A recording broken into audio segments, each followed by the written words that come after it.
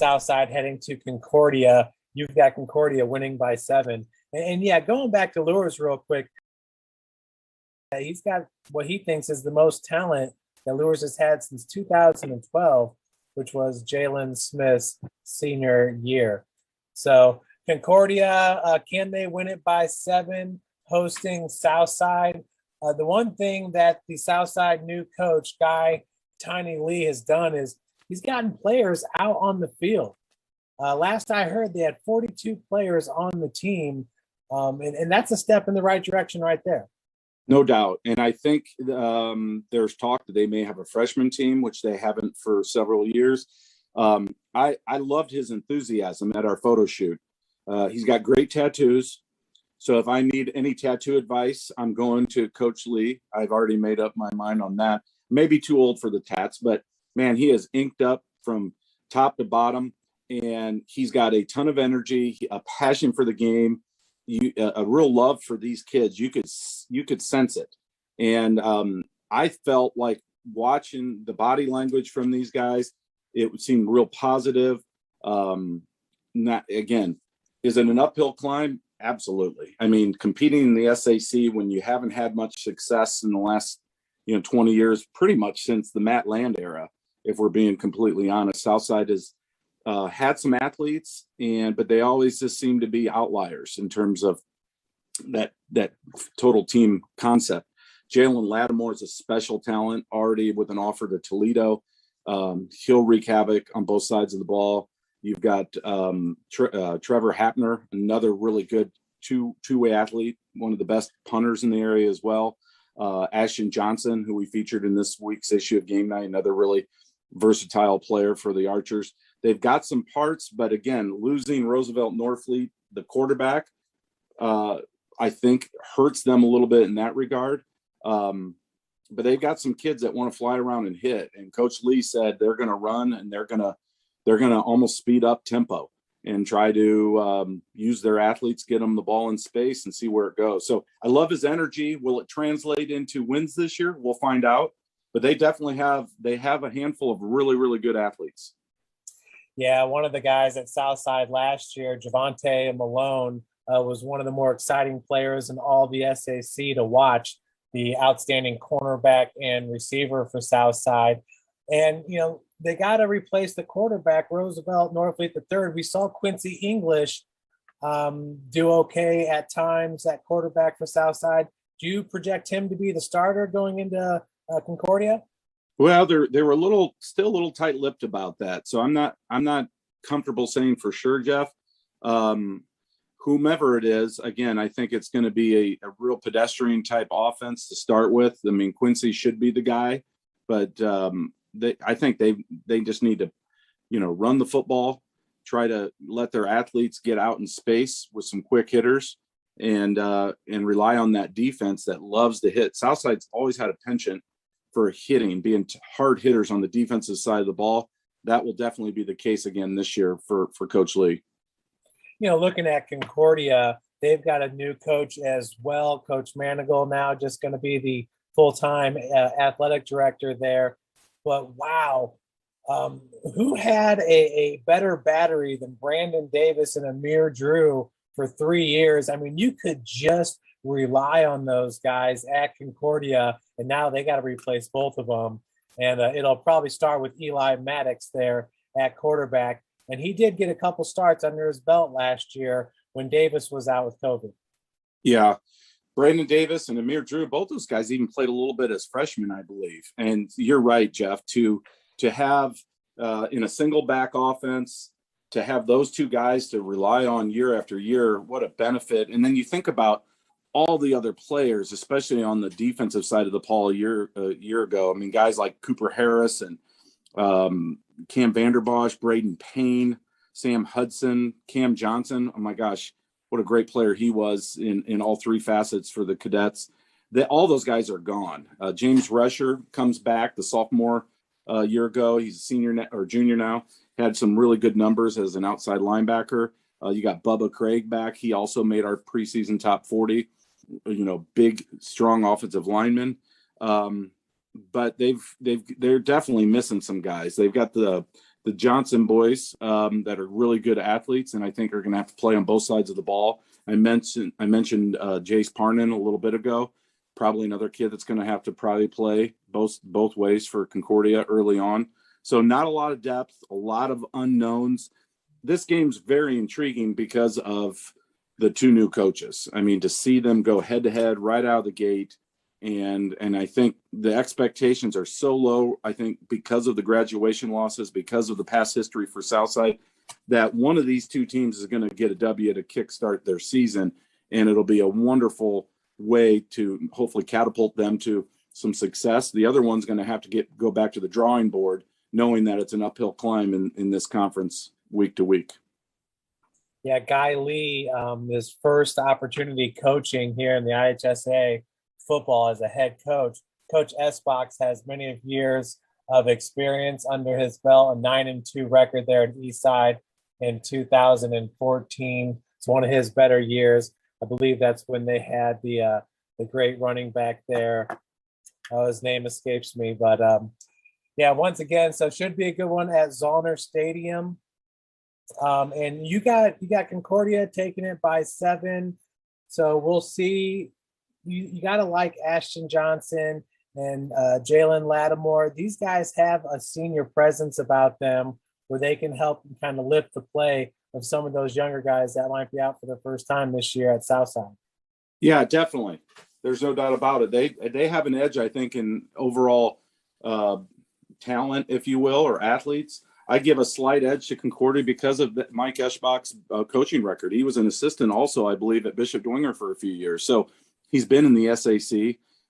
So he's got a lot more experience, head coaching experience, certainly, than Coach Lee does. So maybe that's why I gave the cadets just a little bit of an edge. Eli Maddox had a really good offseason in the 7-on-7 circuit. This is a kid who shouldn't be too shell-shocked out of the gate because he did get some reps a year ago. And they're just going to have to develop some weapons out at Concordia that are reliable, and then they got to have depth in the offensive line. I think it's Shanefield, or I can't pronounce the kid's last name. It's impossible to spell. He's a returning lineman. They've lost just so much on both sides of the ball, especially on the defense side of the ball. That defense was so good a year ago. Some big question marks there. So this is, again, I think a coin flip game. I give a one-score, edge to Concordia because of Coach Eschbach's experience level versus Coach Lee, but wouldn't be surprised if it went either way.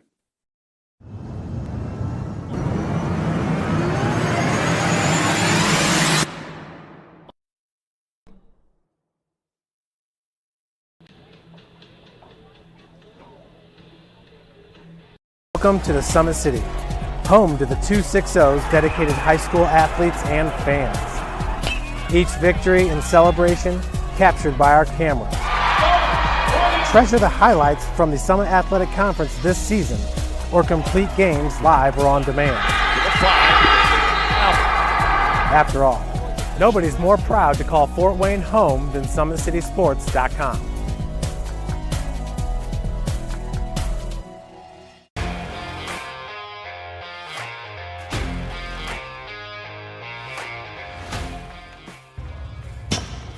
I like to stay active. I try to come in here at least 3 times a week and just get my 1-hour workout in. Since September, I think I've put on 22 pounds of muscle. I think my vertical has gone up plus 5 inches. I've gotten a lot faster since then too.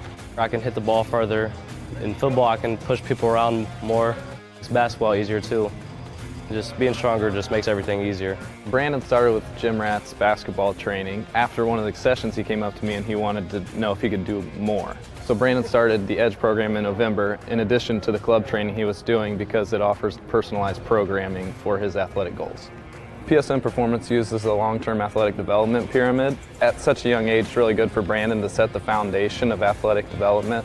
Since he is in season all year round, he has to be ready for all the physical demands. So he does a lot more strength training, just because in basketball he sprints and cuts a lot. In baseball he's doing a lot of sprinting. In football he does a lot of sprinting and jumping. So preparing him to withstand the physical demands of those games, he does a lot more strength training. I like all the lower body stuff the best. I do goblet squats, split squats, back squat, front squat, a lot of those. Tyler knows what's best for me. He always points me in the right direction. He just pushes me to go harder every day. I was once a Southside kid who was led on a journey by high school football. A journey that taught me discipline, toughness, and the skills that made me a success. As a businessman with a CPA license who owns his own firm, I still use the building blocks of high school sports in my everyday life. Someday sports will end no matter what level you reach, but you will be left with the skills to compete in the next game, the game of life. Thank you for watching Summit City Sports. To help broaden our coverage, we're asking you to become a monthly sponsor to our Patreon account. We produce weekly highlights and live video broadcasts. When the Homestead girls golf team won its first state title in program history, we were there. When Fort Wayne brought back 3 state titles in cross country, we were there. We believe in sharing positive stories and setting the standard for how high school sports should be covered. Join us and donate today.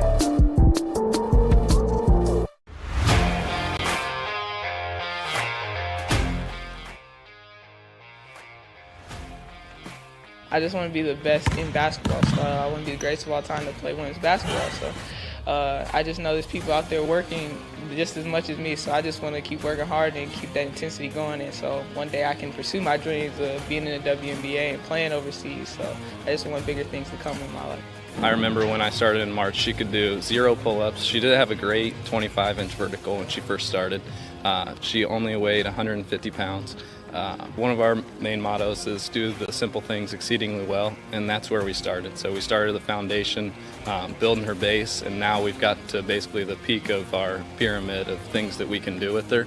So we didn't skip any levels, we did all the basics, and she got really, really good at them, and that's what's led her to become as great as she is at basketball and performance. I've watched her grow, the confidence-wise, the strength-wise, the jumping ability, her footwork.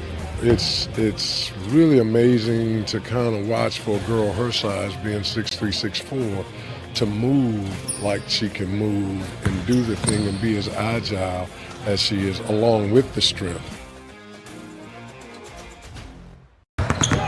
Here at Always 100, we have different things that we provide each week with our elite training, working on things that can help them get a scholarship in the future if they don't have one right now.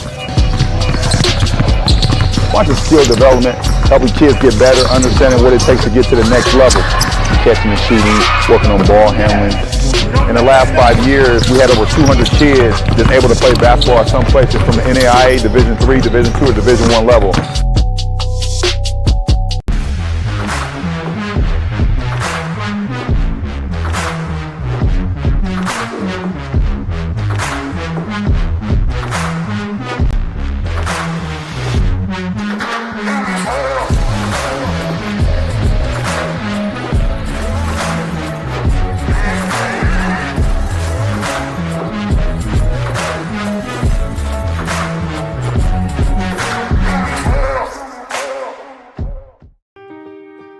This is an invitation to join a movement propelled by people who care and members who have a share in the place they bank. Good morning, Sam. So when you have the chance to get your first home loan, you know an expert will guide you every step of the way.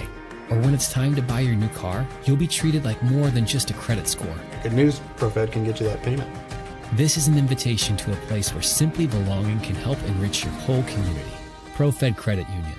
You're invited.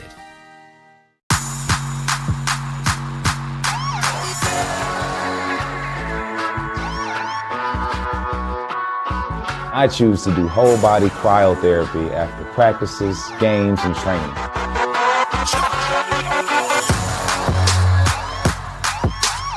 It reduces inflammation in my muscles and allows me to move more agile throughout my profession. I became a believer in iCryo after my severe injury in college at Notre Dame, tore my ACL, and I was looking for ways to recover, ways to get back on the field. So I'm thankful for iCryo.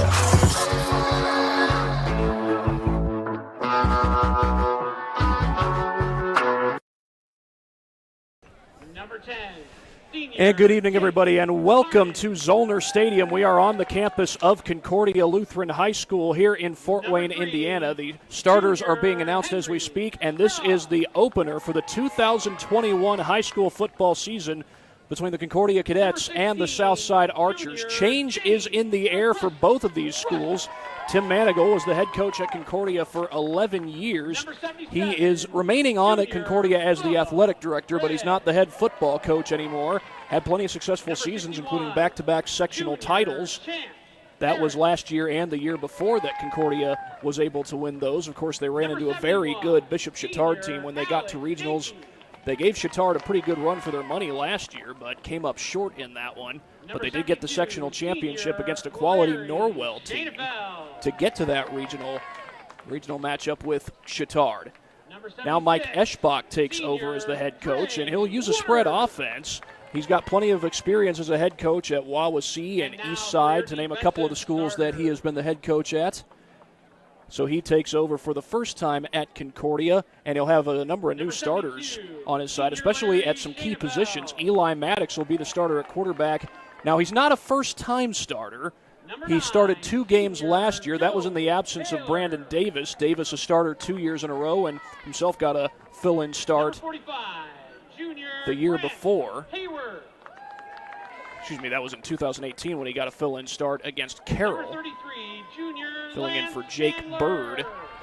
And Davis had plenty of success as the starting quarterback at Concordia. Also having a lot of success in Concordia in recent years was Amir Drew. He was a 3-year in a row 1,000-yard rusher. That's right, 3 straight 1,000-yard seasons for Amir Drew. Great accomplishments he had in his time here at Concordia. He's graduated. Dontrell Johnson is going to be the starting running back early on in the season. And we'll see how the running game does early on. Of course, Johnson credits Amir for teaching him a lot of things as a running back. And Johnson also plays on the defensive side. He's got some experience on the defense, and he'll likely be one of the leaders on this year's Concordia team. This Southside team, they've got a first-year head coach as well. Guy Lee takes over after Roosevelt Norfleet stepped down. Norfleet, I believe, is now the defensive backs coach at Northrop. Saw him there when I was at Northrop earlier this season. He was leading the defensive backs group in practice. And his son, Roosevelt III, is also at Northrop. He was in a bit of a battle for the quarterback position with Keon Bates. Bates, who started last year, making his first start in this very stadium in Week 5. And Southside's going to have some new starting quarterbacks. It's been a while since they've had a winning season. 2009, I believe, was the last time they had a winning season. And they'll have a number of new starters, including Quincy English, a senior, getting the start at quarterback. Now, Trevor Hapner, who plays multiple positions, he'll be the starting tight end and likely start at defensive end. He's played at both positions, as well as kicker and kick returner, and he's also punted. So he's a guy who can do just about everything that Southside asks him to do. He did just about everything they asked him to do 2 years ago in a win against Wayne, as Southside had gone winless the year before, and they snapped that streak against the Generals. That was in Week 5. And they'll look to start the season on the right foot against Concordia. Now, Concordia shut out Southside in the opener last year. I believe 37-0 was the final there. Amir Drew had over 100 yards rushing in that game. I mentioned him earlier. He's graduated. Matthew Morris is another guy who's graduated. It looks like Anthony Thomas will likely get the start at running back. D'Antonio Wilson's another who is listed as a running back on the roster. He's number 1. We'll see how many touches he gets. And Jalen Lattimore could also get some touches. He's also a key defensive player. And now we're going to have the national anthem. Check that. It's the Southside School Song. National anthem will be a little bit later on. Again, Quincy English is listed as the starting quarterback for this particular game. He's a senior. He takes over after Roosevelt Norfleet III had been the starting quarterback the last couple of years. Became the starter, I believe it was late in the 2019 season, leading up to or toward the end of the regular season. He got the starting job and maintained that starting job for much of last season. And Southside was able to get past the first round of sectional playoffs by knocking off a pretty good New Haven team. New Haven, normally one of the better teams in the Northeast 8 Conference. In fact, we'll have a couple of NE8 games going on in the area tonight. I'll tell you more about that later on, but first it's time to get in a word from our sponsors that allow us to do these games that we get to do here on SummitCitySports.com. Big-Eyed Fish has been around the Northeast Indiana area for generations. Like their Facebook pages for updated promotions and enjoy the best fish in Fort Wayne in a family-friendly environment at Big-Eyed Fish. Kelly Automotive Group is Indiana's #1 automotive group with over 1,000 new vehicles and 500 pre-owned vehicles to choose from. Please visit drivekelly.com. Simple, transparent, and reliable. Tom Steele Tire has been servicing the Fort Wayne area for over 40 years. They will help you to find the perfect tire for your vehicle and other auto repair services like brakes, wheel alignments, engine diagnostics, and more. You're invited to join ProFed Credit Union, where we get to know you to better serve you. Sign up online in 5 minutes or stop by a branch. Join ProFed today and start owning your financial future at profedcu.org. All right, well, we will be right back after this quick break. You are watching high school football here on SummitCitySports.com.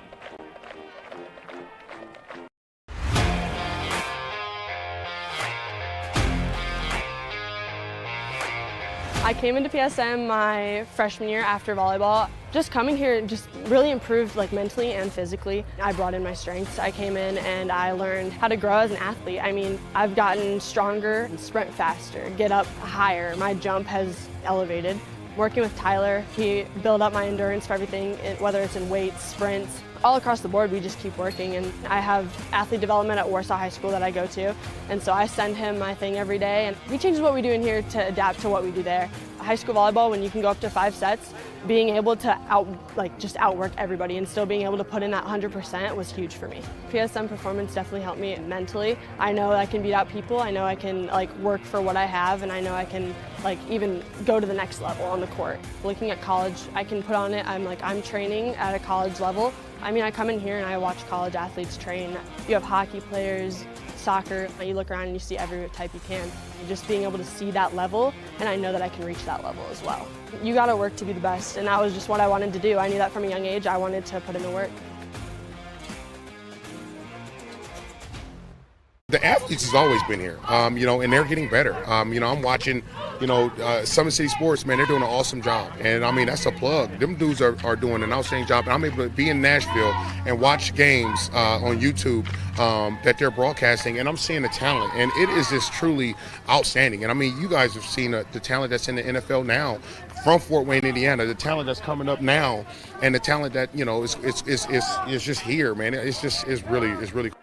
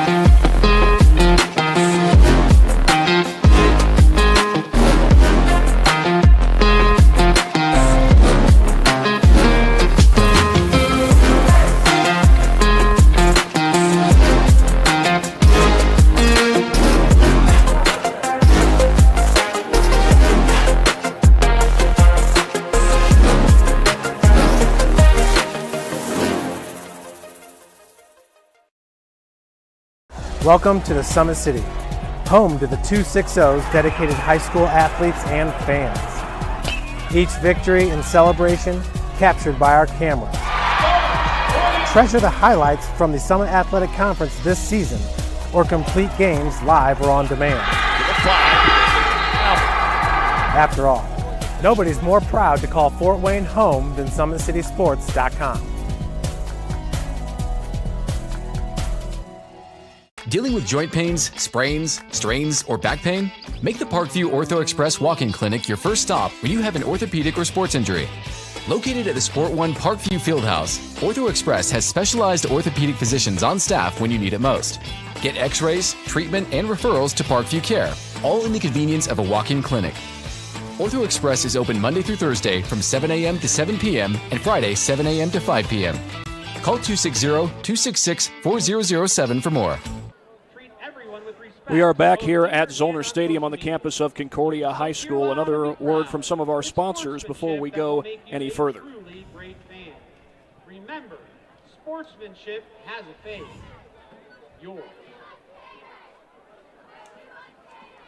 Before we do that, we'll go ahead and talk a little bit more about the coaches. Guy Lee in his first year as the head coach here at Southside. He's got plenty of coaching experience. In fact, he was on staff at Southside back in the 90s. Southside had a couple of winning seasons during that span. It's been a while since they had a winning season. 2009, in fact, was the last time they had a winning season, but they'd love to snap that. They'd love to snap it this year or next year. Obviously, when you've got a new head coach taking over, a lot of times the philosophy is let's just get better and continue to improve and build the program. At Ottenweller Contracting, we invest in our customers by providing peace of mind during the entire process from bid to build. Visit OttenwellerContracting.com for more. As the Concordia Cadets have just now taken the field, this will be their season opener, their first home game here at Zollner Stadium in front of not quite a packed house, but there's a number of fans here in the stands at Zollner. Obviously, fan capacity was limited last year due to COVID. But this year, not much limitation as far as fans are concerned. Summit Volleyball trains and builds the highest quality volleyball players in the area from ages 5 to 18. Our players are equipped with elite level skills and a foundation of life skills. Jump on board. Together we can reach the summit. Anderson Heating and Air Conditioning is dedicated to providing the best possible solution for your home or business. A system and solution that fits your unique needs. Visit AndersonCoolHeat.com. iCryo specializes in whole body cryotherapy, body sculpting, cryofacials, and infrared sauna. Check out Jalen Smith's signature location on Coliseum Boulevard by Blaze Pizza right here in Fort Wayne, Indiana. Are you ready to do what it takes to put your past behind you, whether it's expunging your criminal record or helping you to get your driver's license reinstated? Jolie Law Firm is your answer.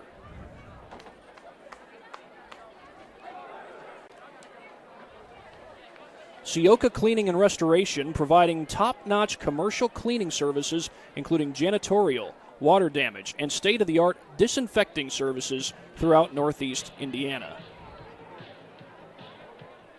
At Parkview Sports Medicine, it's game on. We serve every level of athlete with our integrated sports medicine team, including the region's only specialized athletic rehab facility. Learn more about our services by logging on to parkviewsportsmedicine.com. Well, we are just about ready to get things started. 7 o'clock tip-off. It is 7 o'clock right now as Concordia is set to take on Southside. And I think that's the captains who are about to walk out right now for the coin toss. And yes, that is exactly what's going to happen. So while they do that, we'll step aside for a little bit and then tell you about who won the toss and who's getting the ball when we come back on SummitCitySports.com.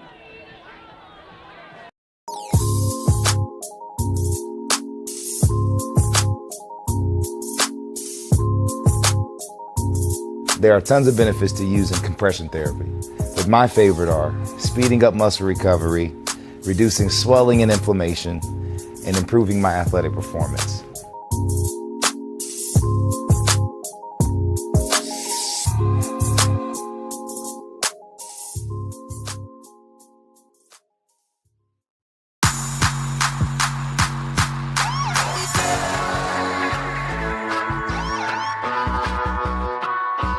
I choose to do whole body cryotherapy after practices, games, and training.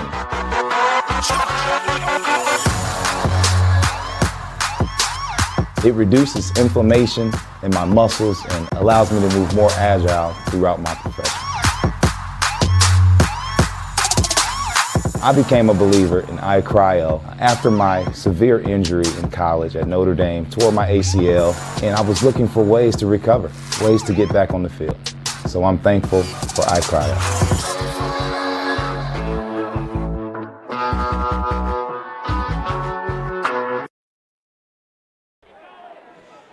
Well, we have had the coin toss. Concordia won the coin toss. They have deferred, so they will kick off to Southside. Concordia will defend the south end zone. Concordia will defend the north end zone. Southside will defend the south end zone here in the first quarter. And, of course, the teams switch sides at the start of the second quarter.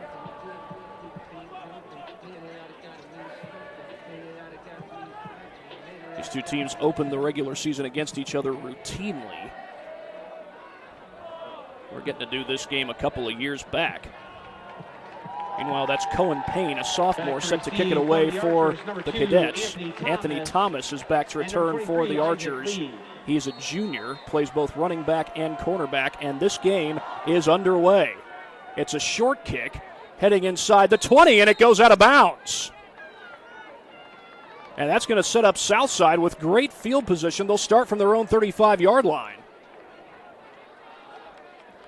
Well, you would like that if that were a punt, if you were Mike Eschbach, but on a kickoff, that is not what you want.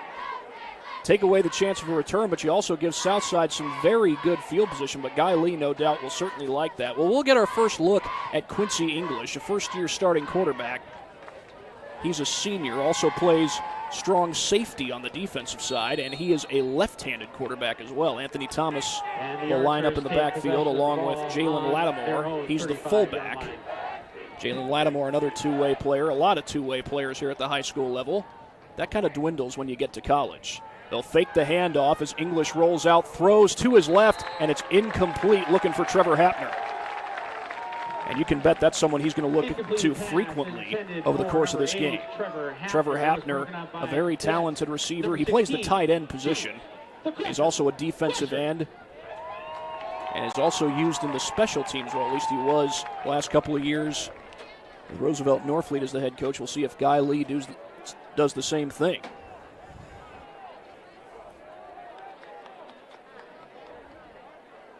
Little pistol formation here for the Archers. Concordia goes with 3 down. They bring a blitz, and the handoff goes. No, it's a keeper by English, and he's able to get a good gain out of that one on 2nd and 10. Takes it up to about the 39-yard line. It's a 4-yard gain, make it 3rd down and 6. As Southside is able to make things a little bit more manageable for themselves.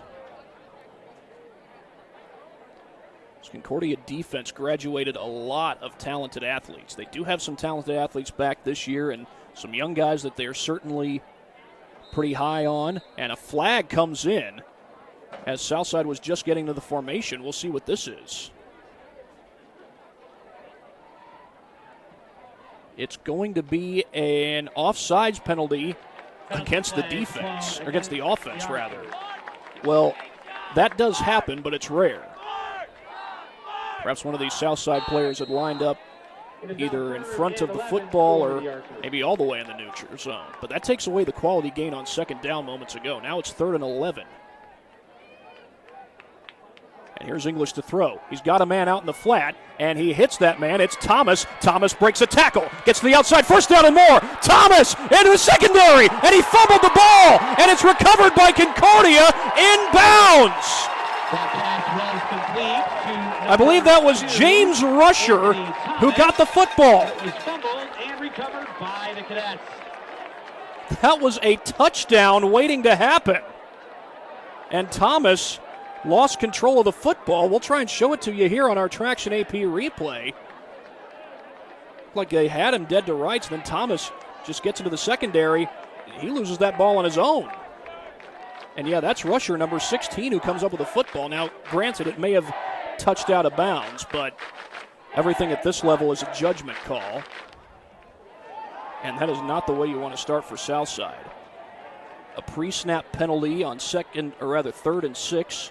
Then they convert the 1st down, and Thomas unable to hold on to the football. Well, here's Eli Maddox for Concordia. And this is his third career start at the quarterback position. He's a junior. Started 2 games for Concordia last year in the absence of Brandon Davis, and he'll look to go deep right away. And it's hauled in over the shoulder, Robert Johnson. All the way down to the 25-yard line. A big strike for Concordia.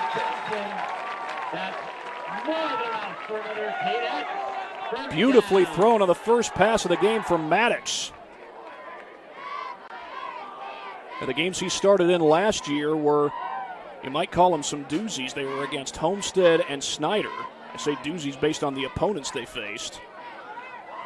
They gave Homestead a run for their money, but Concordia ended up falling short in that one, 7-0. And lost at the hands of Snyder. Here's the handoff to Dontrell Johnson off the left side, and he gets a good gain there on first down, close to the 20-yard line. Gain of about 4 yards on the carry. He was brought down by number 51, Avery Abernathy. Avery Abernathy with the tackle for Southside. It's going to be 2nd down and 6. Handoff goes to Johnson. Johnson trying to get to the outside, and he's dropped. No gain on that carry by Dontrell Johnson. Johnson unable to get positive yardage.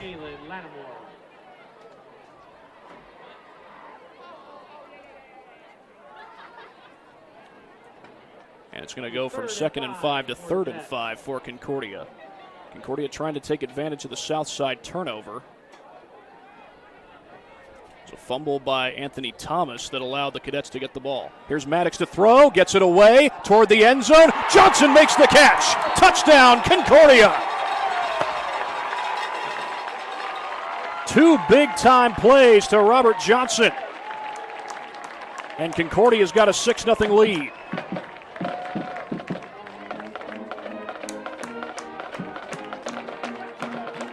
Two passes, 2 completions for Maddox on a 4-play drive, and Concordia takes the lead. Both those completions, by the way, going to Johnson. And here's Cohen Payne on for the PAT to try and make it 7-0.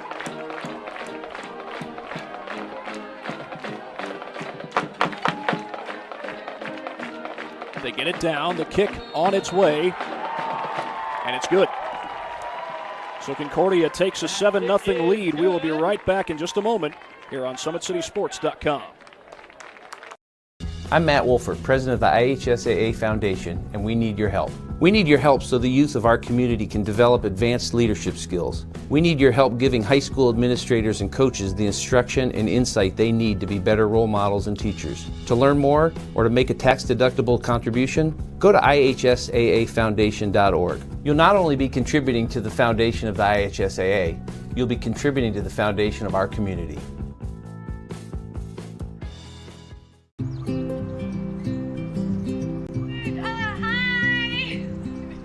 You're good at making big announcements.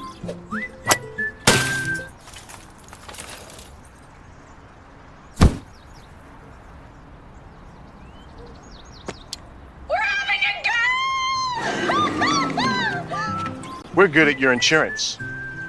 Start with Indiana Farm Bureau Insurance, online, over the phone, or in person, and stop knocking on wood.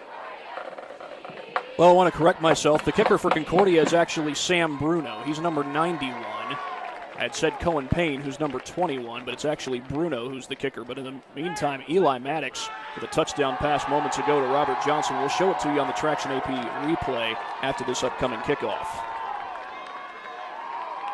Robert Johnson had 2 big catches on that last drive. That allowed Concordia to subsequently take a 7-0 lead as they cap off the turnover by Southside. Anthony Thomas with the fumble as he was running down the sidelines. It looked like he would have a touchdown. And here's Bruno's kick. It's another short one. The first one went out of bounds. This one's fielded in play. And that's Scott Avion, who's ripped down right at the 35-yard line, but Southside will start with good field position once again. 10 yards by Avion Scott. He was brought down by number 54, Colson. Well, here's another look at the touchdown that happened moments ago. Eli Maddox 2 for 2 on that drive. This one goes for a 20-yard touchdown. A good job recognizing the pressure. He just got it away, and Johnson They'll like that at the next level if Johnson indeed goes to the next level. He holds onto the ball all the way to the ground, completes the process of the catch. Now, that rule has not always been in place, but the last number of years it has been in place. Handoff goes to Thomas, tries to shake a tackle, and then he goes down. Short gain for the Archers.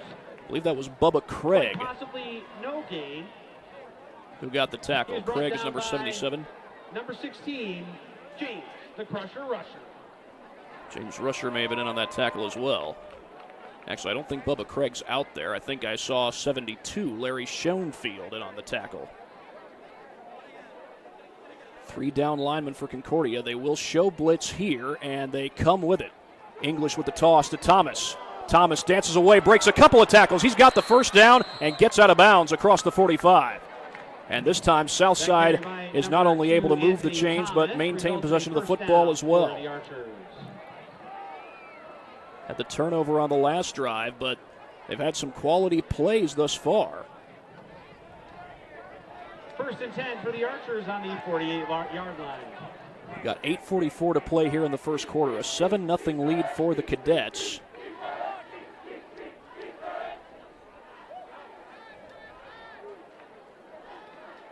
Here's the snap to English. Goes to the sideline. That's complete.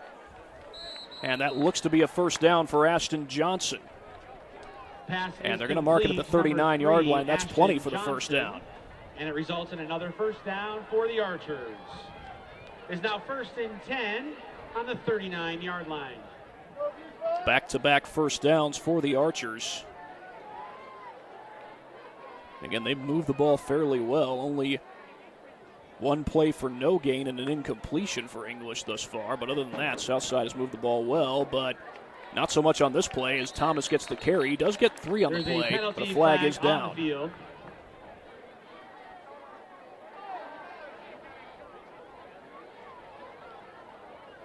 And it looks like this may be against the Archers. Illegal formation is going to be the call. That penalty is called against the Archers.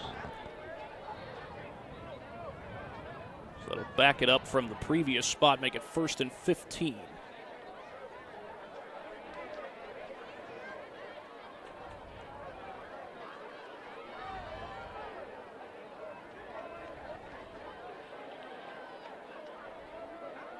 Try to get some updates on some of the other games going on here on Summit City Sports as we go on, but right now it's 1st and 15. Got one update for you. No score between Wayne and Dwenger as English flips it out to Thomas. Thomas trying to take it wide. Thomas got close to the original line of scrimmage. Looks like they're going to give him 4 on the play. He gets to the 40-yard line.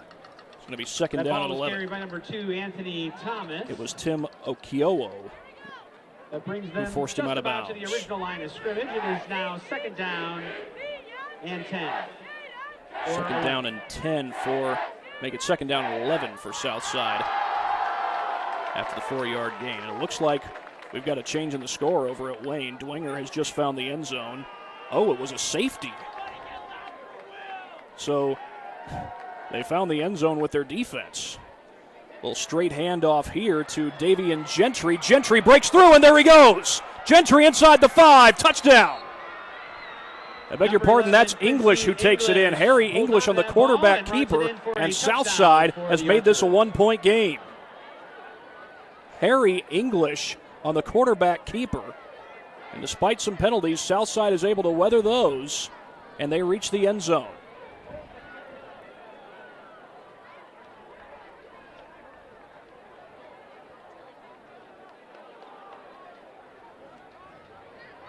And is Southside keeping the offense on the field? Looks like they're going for 2 here.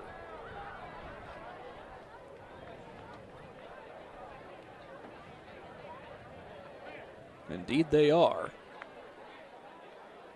So Southside not wanting to play for the tie here. They want the lead. The play clock is down to 6. English to throw. To the end zone, broken up, incomplete. The Archers are Looked like that was Johnson, Dontrell Johnson, who made the play on the ball, and Concordia will keep the lead 7-6, and we'll be right back after this break here on SummitCitySports.com.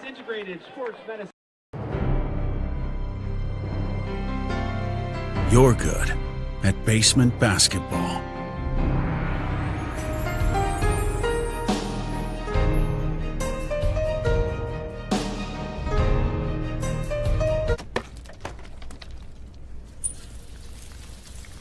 We're good at your insurance. Start with Indiana Farm Bureau Insurance, online, over the phone, or in person, and stop knocking on wood.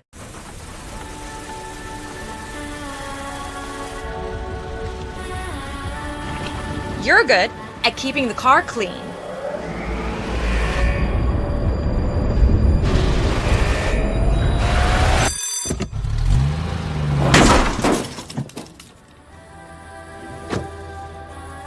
We're good at your insurance. Start with Indiana Farm Bureau Insurance, online, over the phone, or in person, and stop knocking on wood. 7-6, Concordia with the lead. It was Harry English who scored the touchdown moments ago. We'll take a look at it after this kickoff, as Xander Pratt is back to receive the kick for Concordia along with Landon Kaczynski. Hugo Huerta will kick it off for the Archers. Hugo Huerta is also on the baseball team, coached by Ryan Dellinger. Ryan is one of our broadcasters at Summit City Sports, and I believe he's got Homestead versus Northrop tonight. A squib kick. They kick it onside, but that was touched before it went 10 yards. I beg your pardon, it was not a squib kick. It was an onside kick. But again, Southside needed to wait till the ball went 10 yards, and they touched it about the time it went 8 or 9 yards.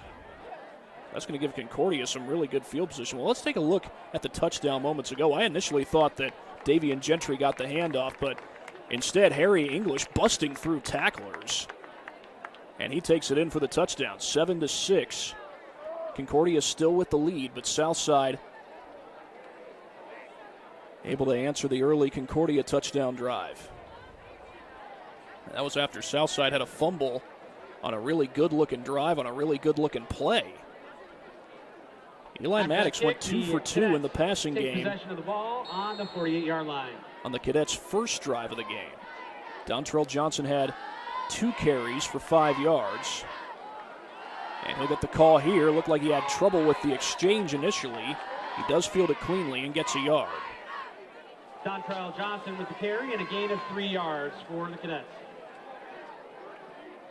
They mark it up at the 47-yard line. Dontrell Johnson taking over after Amir Drew graduated. Amir Drew rushed for 1,000 yards 3 years in a row.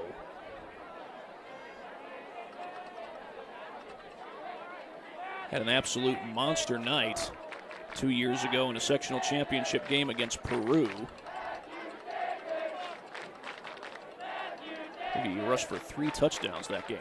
Maddox gets it away with pressure in his face, and it was caught by Johnson, but he was out of bounds. Pass intended for number 11, Robert Maddox has gone to Johnson all 3 times that he's thrown the football, and at this point the only incompletion so far was a ball that sailed out of bounds. It's going to be 3rd and 9 for the Cadets. Concordia will have some big challenges in the weeks coming up. They go on the road next week to take on Homestead. Spartans are coming off back-to-back SAC titles. Been to regionals the last 2 years as well. And that's going to be offsides. That's 5 free yards for Concordia unless somebody on the Cadets moved first. That was Jalen Lattimore who came racing across. And it is going to be encroachment. So now 3rd and 9 turns into 3rd and 4. Now I imagine Jalen Lattimore is going to come with pressure here. He's a good defensive end. Going to line up at defensive end here. And he does indeed come. Maddox gets away. The pass is caught. Broken tackle. Short of the first down is Maddox Wright. Maddox Wright, the junior tight end, and now a decision for Mike. Oh, my goodness. They're calling that a first down. It looked to me like he was short. by about a half a yard. Well, we'll take a look at the Traction AP replay. Where does he go down here? He's still up there. I tell you what, I thought he was short, but everything's a judgment call at this level. These officials have a hard job as it is. It will be a first down for Concordia. And here's the handoff to Jace Parnan. Parnan breaks one tackle, gets the first down, pounds to another, and he's still on his feet. Parnan has the first down to the 25-yard line. They had him lined up in the backfield. Parnan is listed as a wide receiver. And I tell you what, even if it had been short on the last play, if Concordia goes for it, and their fourth down conversion looks anything like that play, it'd go for a first down anyway. Concordia already up 7-6. Parnan lines up behind Maddox. And that looked like movement, and they are going to throw the flag. They had the pitch set up to Parnan. There's a flag. Actually, I believe that's Rusher, James Rusher. That's going to be a false start against Concordia. The penalty is against the Cadets, offside. Somewhat similar to a play that the Indianapolis Colts ran way back in 2004. Folks around here probably remember this when the Colts defeated the San Diego Chargers. That not only helped them secure a division title, but Peyton Manning, I believe with that play, tied the record for single-season touchdown yards. The play I'm referring to was a forward pitch to Brandon Stokely, who went on and scored the touchdown. Parnan could not break free. Trevor Hapner able to get him down. It looked like Parnan lost a yard there on the play, back to the 31-yard line. Trevor Hapner for no gain. Well, there we saw Trevor Hapner get involved, and you wondered at what point would he start to make an impact, and he certainly did there. Hapner plays defensive end and tight end. I imagine he'll probably be used in the passing game as this game goes on.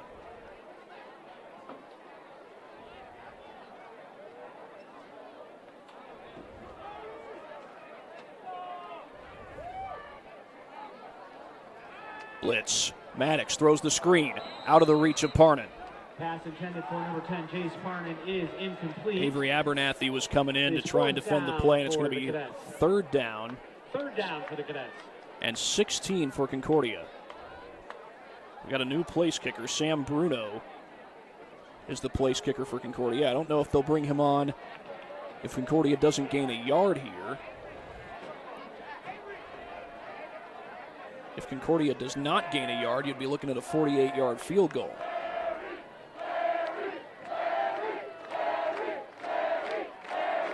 But right now, Concordia has a chance to gain some ground, maybe even get a first down. Maddox eludes the pressure, throws on the run, and it's incomplete. He was looking for James Rusher out in the flat. Number 16, James Rusher, is incomplete. And it's going to be 4th and 16.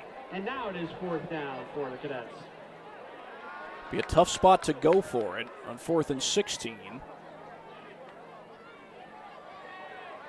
But I don't see the field goal unit heading out there. It looks like Concordia is going to go for it. This is 4th and 16. And Maddox remains out there. Parnan will line up next to him in the backfield.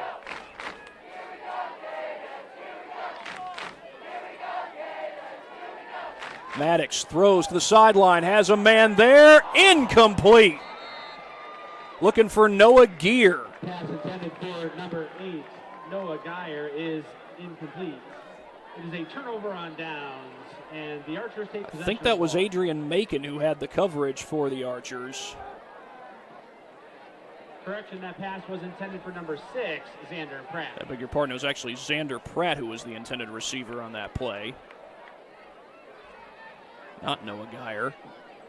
But it's a turnover on downs. Each team has now turned the ball over once in this game, and in both cases it was a turnover on a good-looking drive.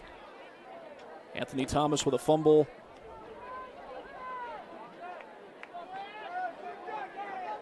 On what looked to be a touchdown, and then Concordia gets the ball down to the 25-yard line, then a penalty and a negative play back him up, and they turn it over on downs.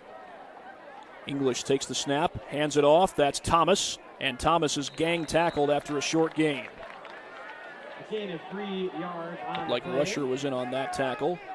Got a little help as well from number 45, Grant Hayworth. Hayworth is a junior, an offensive lineman.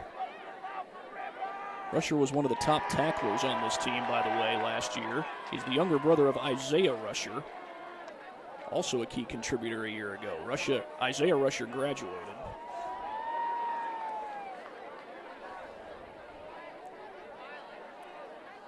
As English lines up in the gun, he hands it off to Thomas. Thomas runs into a wall, trying to push the pile forward. He'll get positive yardage out of that, up to the 35-yard line. Looked like J.T. Turner. For number 2, Anthony Thomas on that carry. Beg your pardon, Joseph Taylor was the one who made that tackle. And it's going to be 3rd down and 6. For the Archers. No doubt a manageable 3rd down for Southside.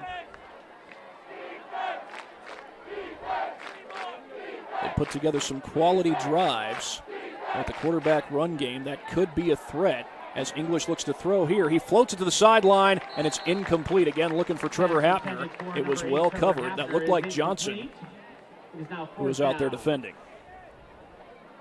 And now it's going to be 4th and 6, and you would think a punt coming for Southside.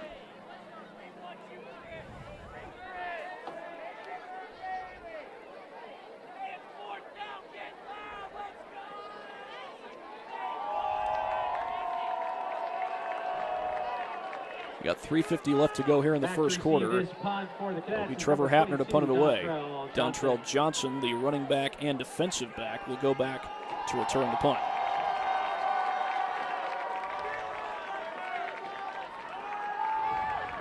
Still a 2-0 lead for Dwenger over at Wayne as we got a flag, I think.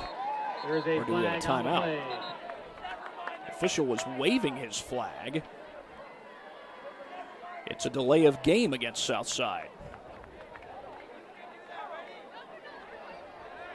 The call is delay of game. And a 7-7 tie between Snyder and Northside, but looks like that may be broken here soon.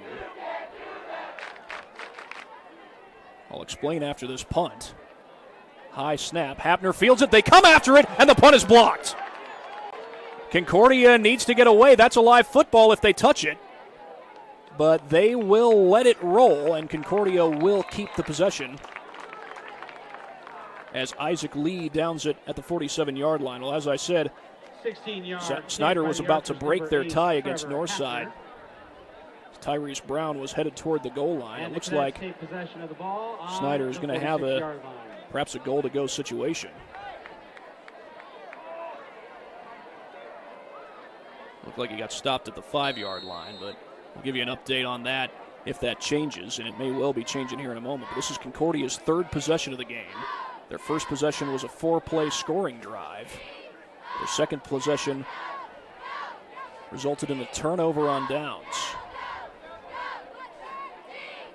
Eli Maddox has had a solid start to this night as we get whistles here, and a timeout has been taken by Concordia.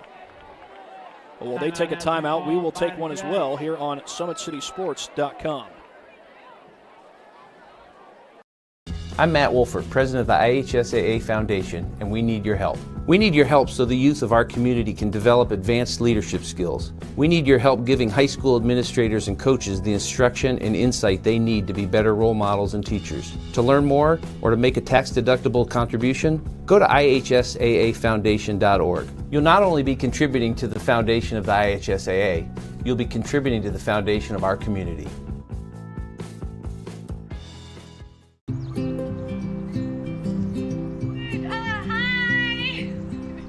You're good at making big announcements.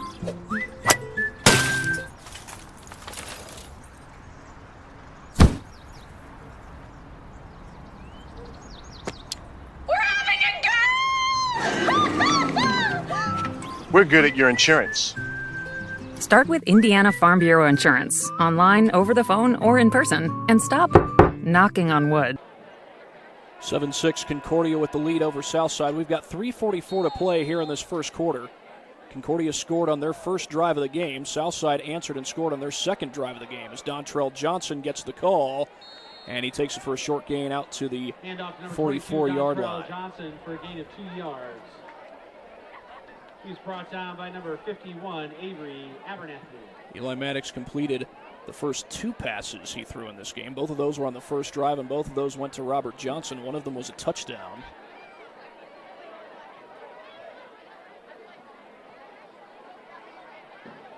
The handoff goes to Johnson again. Another short gain, but he surges ahead and makes it a better gain than it initially looked. Gets up to the 40-yard line. It's a 4-yard carry for Johnson. So they reach the ball to try and get an extra yard, but they're going to bring it back to the 40. And that'll make it 3rd down and 4. 3rd and 4. That timeout was the first team that either team has used in this game. 3rd and 4. Southside looks like they're blitzing. They show it. And they bring pressure as Johnson gets the call, and he did not get the first down. Michael King III with the tackle. Johnson for a gain of 2 yards, brings up 4th down. And now another decision to make. This is 4th and 2. Concordia just went for it on 4th and 16 on the last drive. Looks like it's actually 4th and 1. And it's Johnson who gets the call again, and he's got it. He needed 1 yard. He got 2. Hand off to Dontrell Johnson once again. This time they kept handing it off to him. He kept getting positive yardage. And in 4 plays, that was enough to move the chains. And that might be enough to help build his confidence. Johnson is a senior running back, also a defensive back, getting his first start at the running back position. There was one game last year where Amir Drew was not able to play. That was the regional game against Bishop Chatard. Sam Hudson was the starting running back that time around. Maddox throws out in the flat. That's complete to the tight end, James Rusher, and he takes it down inside the 25 for a first down. James Rusher, the defensive star, able to make the play. Well, here's an update for you. Snyder did break their tie against Northside. They're up 10-7. Northside went into Spooler Stadium last year, and they scored early and often and knocked off Snyder, kind of gave the entire SAC the upset of the week, you might say. Of course, Michael Brevard, who was the head coach of that Northside team, is now the linebackers coach at St. Francis. Big hole off the left side for Jace Parnan. 1 man to beat. Touchdown. Jace Parnan, the backup running back, takes it in.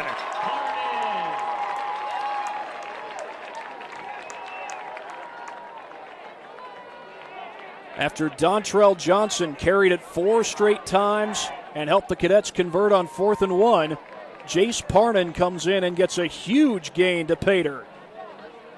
A 20-yard touchdown run for Parnan.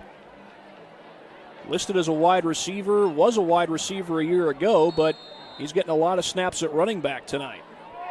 And here's Sam Bruno on for the extra point. They get it down, the kick on its way, and it is good. And Concordia takes a 14-6 lead over Southside. And we will be right back after this break. You're watching high school football here on SummitCitySports.com. This has always been here, and they're getting better. I'm watching, Summit City Sports, man, they're doing an awesome job. And, that's a plug. Them dudes are doing an outstanding job. And I'm able to be in Nashville and watch games on YouTube that they're broadcasting, and I'm seeing the talent. And it is just truly outstanding. And, you guys have seen the talent that's in the NFL now from Fort Wayne, Indiana, the talent that's coming up now, and the talent that, is just here, man. It's really 14-6, Concordia with the lead over Southside, and we'll go ahead and show you the touchdown while we have a chance. It was Jace Parnan who scored. I said it was 20 yards. It was a 25-yard touchdown run. A little misdirection there as they faked the toss there to J.T. Turner, and then Parnan takes it all the way for the touchdown. He had 1 man to beat. Evian Scott was the closest man to the area, and he could not catch up to him. So Concordia starts out leading 14-6 over Southside.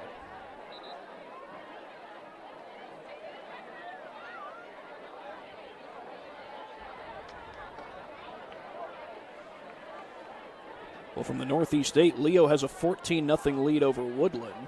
Leo coming off a Northeast 8 Conference title a year ago. Number 2, Anthony Thomas, and number 23, Isaac Lee.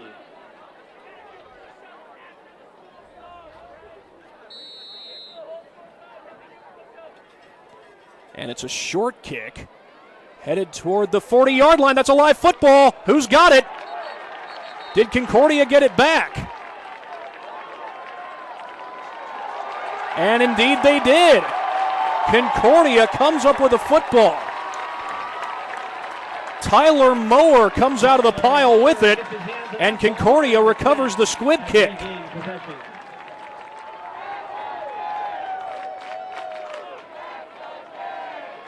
What a gamble there by Concordia. That was a short kick, and you're thinking, well, you're risking giving Southside short field position with a kick like that, especially if the ball goes out of bounds. But Mower is able to fall on top of the football, and Concordia has it at the Southside 36.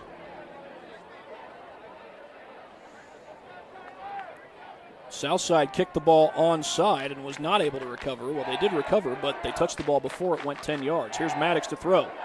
Gets it away, but that's well beyond the receiver's reach. Flag is down. Well, that looked like miscommunication between Maddox and Johnson. Are they going to call intentional grounding here? They're going to say ineligible receiver downfield.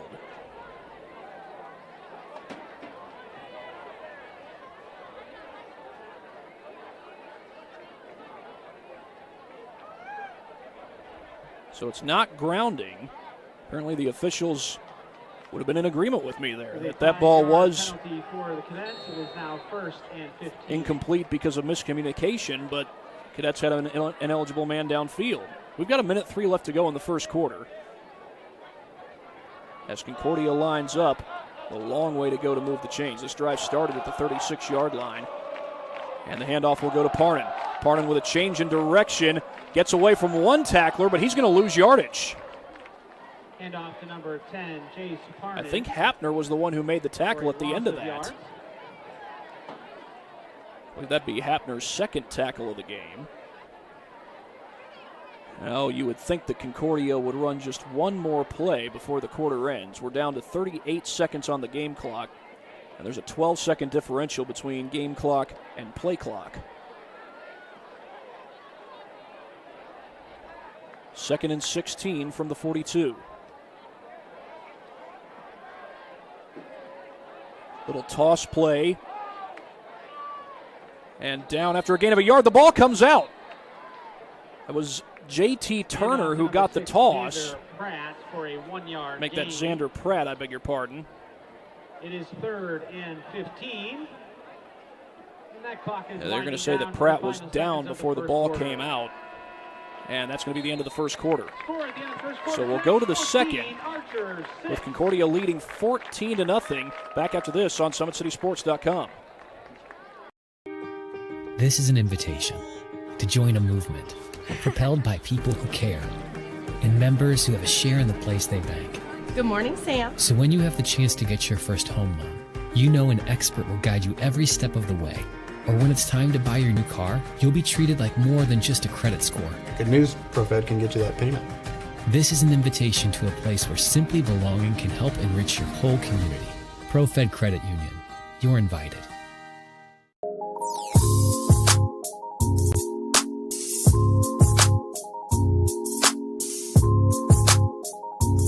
There are tons of benefits to using compression therapy, but my favorite are speeding up muscle recovery, reducing swelling and inflammation, and improving my athletic performance.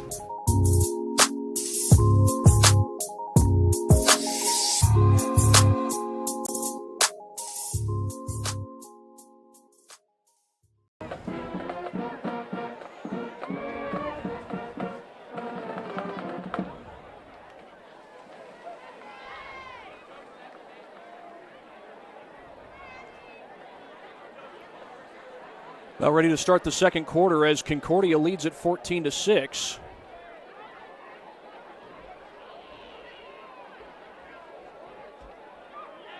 As the two teams have switched sides, this is going to be 3rd down and 15.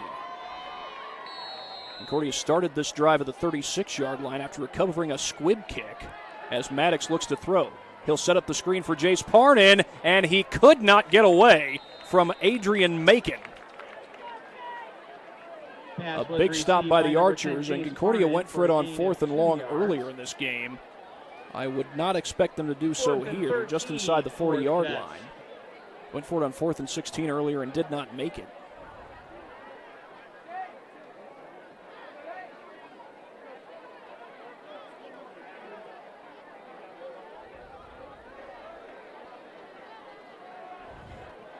But it looks like Concordia is going to go for it.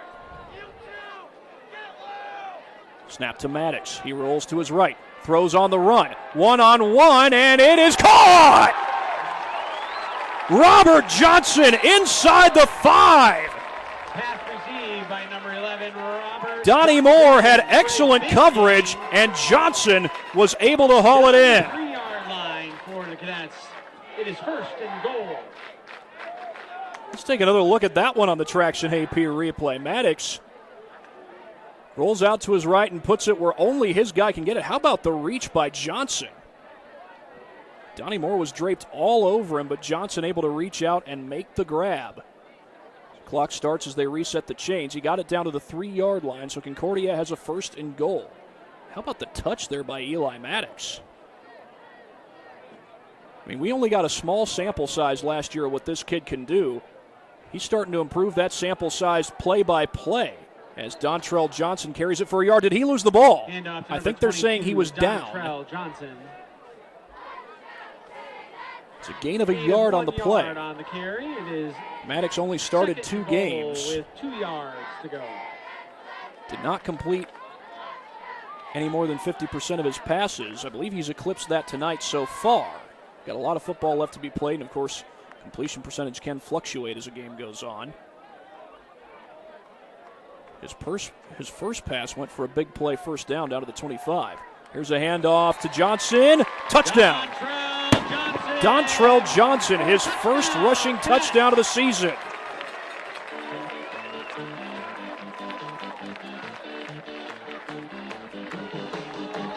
The new starting running back takes it in after converting on a 4th down earlier in this game.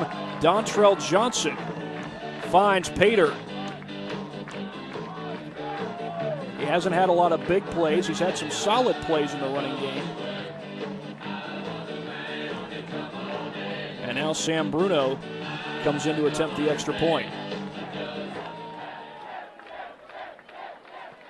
And the extra point is good. 21-6 in Concordia's favor. Yes, you can, Sam. That kick is good. As Dontrell Johnson gets the 1st rushing touchdown of the season for Concordia. Here's another look at it on the Traction AP replay. Lowers the shoulder, takes the contact there from D'Antonio Wilson, and takes it in for 6. A 21-6 lead for Concordia here in the 2nd quarter. We're back after this on SummitCitySports.com. Has always been here, and they're getting better. I'm watching, Summit City Sports, man, they're doing an awesome job. And, I mean, that's a plug. Them dudes are doing an outstanding job. And I'm able to be in Nashville and watch games on YouTube that they're broadcasting, and I'm seeing the talent. And it is just truly outstanding. And, I mean, you guys have seen the talent that's in the NFL now from Fort Wayne, Indiana, the talent that's coming up now, and the talent that, is just here, man. It's really – 21-6, Concordia with the lead over Southside. We have an update from Northrop High School. The Bruins playing host to Homestead. That game is tied at 7, and reached out to Ryan Dellinger. Homestead has turned the ball over 4 times in that game.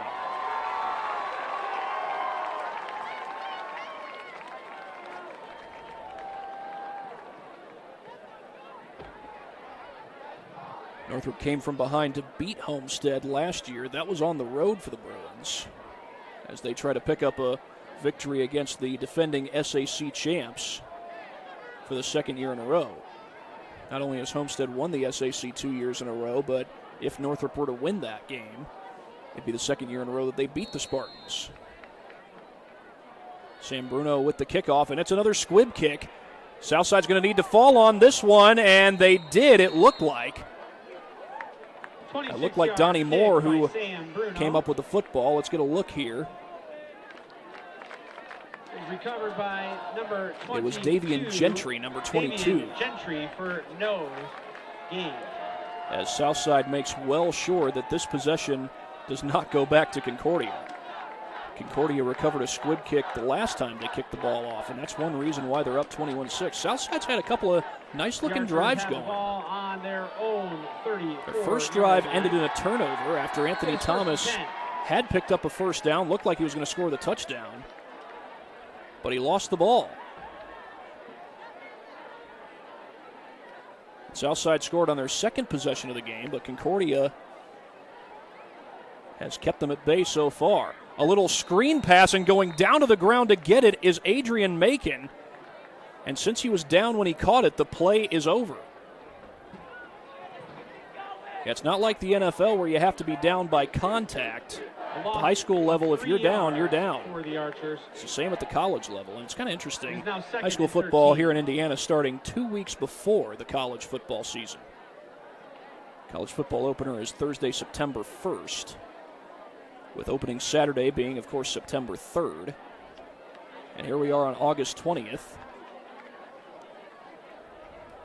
So we'll have 2 weeks of high school football in the books in Indiana by the time the college football teams suit up. Technically, we'll have 3 weeks of high school football, unless you count the Thursday game. Big hit up the middle. Jace Parnan was in on that tackle. Southside's number 2, Beg your pardon, that's James Rusher with the hit on Anthony Thomas. It's about a 2-yard gain. James, the Crusher, Rusher. Thomas had 7.5 tackles for loss, or rather Rusher did. He had 7.5 tackles for loss a year ago on a very talented Concordia defense. It was a senior-heavy Concordia defense. Rusher, of course, was not one of those seniors. His brother Isaiah Rusher was. But, you know, when you graduate a group of defensive talent like Logan Narwhal-Settle, Cooper Harris, Braden Payne, Cam Johnson, those are some tough guys to replace. Going down to the ground to make the catch is Ashton Johnson. That's well short of the first down. 3, Ashton Johnson. He made the catch at the 38-yard line. He needed to get to the 44. And they're actually going to mark it at the 37. So brings them back past the original line. Initially set a decision to make. It looked like Southside was going to keep the offense on the field. Instead, they'll bring out the punt team.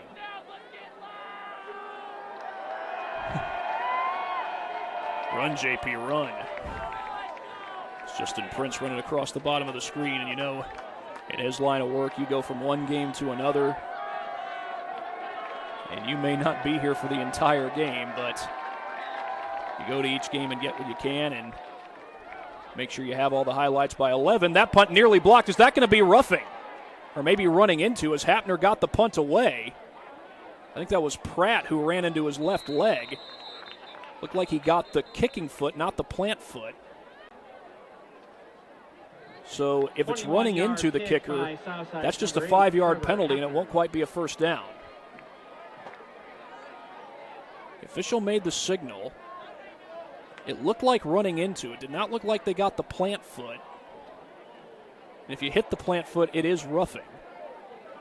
You hit the kicking foot, that's usually running into the kicker.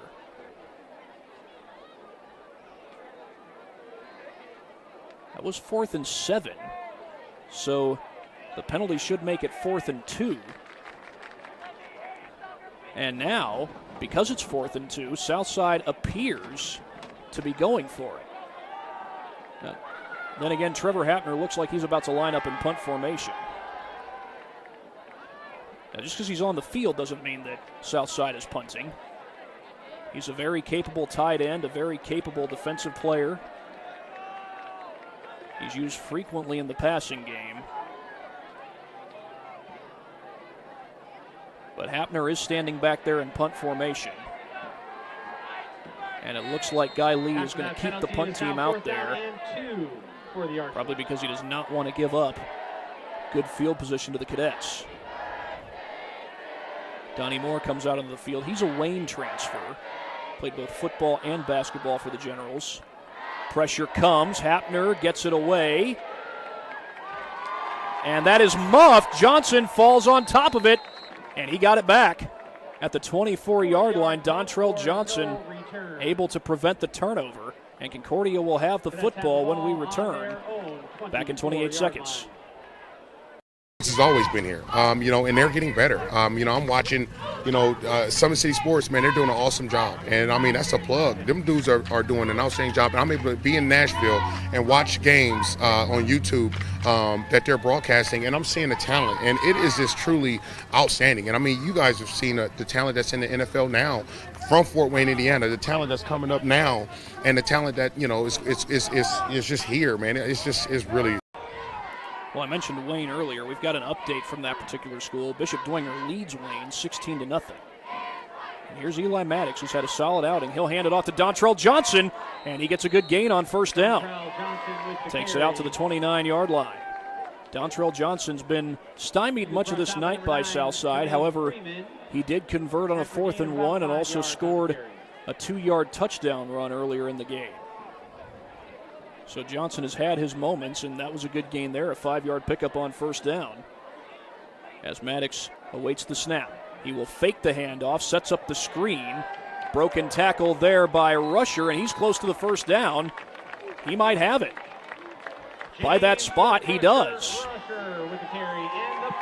And they're going to spot it just about a yard beyond the marker. Concordia moves the chains. That looks similar to a play that Patrick Finley converted for a first down against Carroll 2 years ago, helping lead Bishop Dwenger to a 10-3 victory, getting a late touchdown to win that game. Handoff goes to Johnson, picks his way, finds a hole, first down and more. Johnson with his best run of the night, out to the 42-yard line. With a big carry for the Cadets. Crossing over to Archer's territory. He'd been stymied for much of this game, but he looks like he's starting to get it going. Ball is on the 42-yard line. And that's not to say he hasn't had some quality carries. He certainly hadn't had the big carries up until that last one. That last one, by the way, went for 28 yards.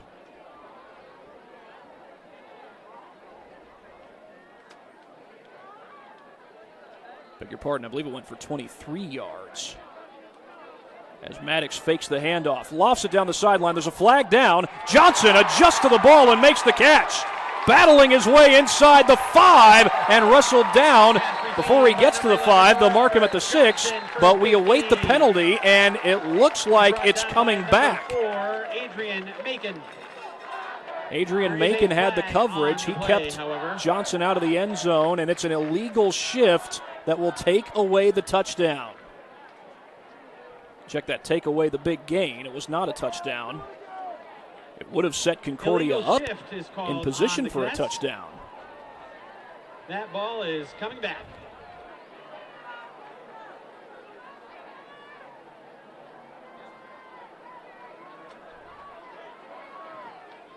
So a big play will turn into 1st and 15 because of the penalty. Comes with 5:37 to go here in the first half. 1st and 15 for the Cadets. Northside now has the lead over Snyder, 14-10, and Northside High School is not too far from here. We're on one side of the Allen County Memorial Coliseum. Northside is on the other side. Fumble on the exchange. It was handed off to Johnson, and Parnan picks it up. Can he hold on? He keeps pushing the pile, and they're going to call him down. They're going to say forward progress was stopped at the 41-yard line. That's across the initial line of scrimmage. There's one of those plays you don't see every day. As Jace Parnan is able to pick up the loose football and get positive yardage. Never mind the fact that he prevented a turnover. There's Parnan Johnny on the spot. You see it there on the Traction AP replay. He just kept on going. I'm not sure his forward progress had truly been stopped, but oh well. Here's the toss to Johnson off the right side. And Johnson gets cut down from underneath. Dontrell Johnson with the carry and a short gain for the Cadets. I believe that was Thomas. I beg your pardon. I think that was Donnie Moore who made the tackle. And Moore looks like he's grabbing his right arm. He looks like he's in some pain. And actually, I have to correct myself again. That's Jermaine Freeman. But Freeman's going to stay in there. Going to try and tough it out for at least one play. This is 3rd and 8. Maddox rolls to his left. Pressure comes, and it's incomplete. Looking for Xander Pratt. For number 6, Xander Pratt is incomplete. Brings up And it's going to be 4th and 8. Concordia's 1 for 2 on 4th down attempts so far. They converted on 4th and 1. They did not convert on 4th and 16. And it looks like they're keeping the offense out on the field. Maddox remains out there. So does Johnson. Maddox will roll to his left again. Looks to throw, gets it away. Pass is caught by Parnan. Breaks one tackle, bouncing off others. He's still on his feet. Parnan may go. Touchdown, Concordia. Parnan pinballs his way to the end zone. And Concordia pads the lead.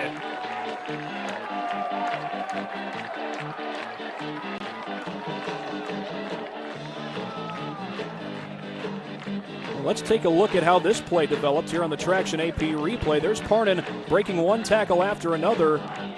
Bounced off of Jalen Lattimore, and then he was gone. Make sure you hold on to the ball as you cross that goal line, and Parnan did. And Concordia makes it 27-6. Bruno's extra point is good. 28-6 in Concordia's favor. And we've got 3:40 to go here in this second quarter. We'll be right back after this break here on SummitCitySports.com.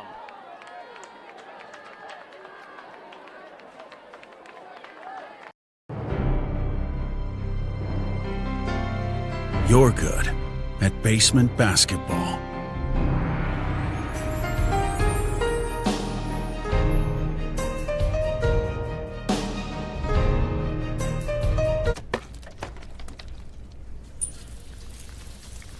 We're good at your insurance. Start with Indiana Farm Bureau Insurance, online, over the phone, or in person, and stop knocking on wood.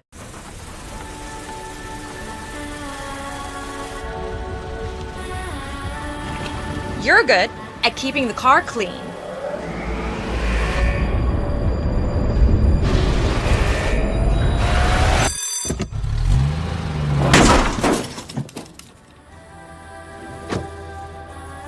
We're good at your insurance. Start with Indiana Farm Bureau Insurance, online, over the phone, or in person, and stop knocking on wood. Jace Parnan with the 4th down conversion touchdown. Concordia is 2 for 3 on 4th down attempts in this game as Jace Parnan bounced off of, it must have been 3 or 4 tacklers before he broke free and took it to Pater. Eli Maddox having a solid night. This is his 3rd career start at the quarterback position. He started against both Homestead and Snyder last year. Another short kick, but this time Hugo Huerta is right there to field it, and he's cut down right away. That kick was received by number 13, Lance Chandler Hugo with the Huerta. tackle for Concordia. It will be decent field position for Southside as their offense had moved the ball fairly well early on in this game, but some short possessions recently. And also Concordia has largely kept them off the field, thanks in part to a squib kick that the Cadets recovered. I think they've kicked 4 or 5 squib kicks already in this game, recovered one of them. Now one of them went out of bounds and gave Southside the ball at the 35-yard line. And this will not only be decent field position, this will be good field position at the 36-yard line.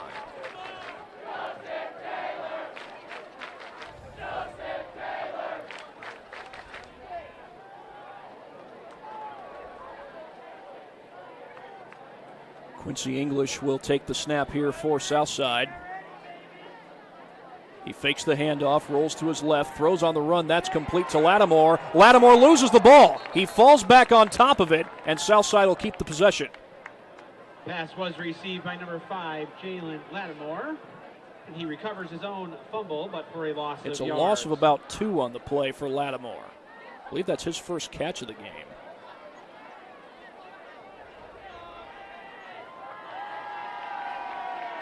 Guy Lee, the first-year head coach for Southside, was an assistant coach at Southside back in the 90s. There's a lot of experience coaching at the high school level. English takes the snap. Throws the screen out to his right. That's complete. Nice move by Thomas. And Thomas is able to get out of bounds. Did he get back to the line of scrimmage? Anthony Thomas. He got back to the original line of scrimmage. That brings him past the original line of scrimmage. That's going to make it 3rd down and 10. It is 3rd and 10 for the Archers.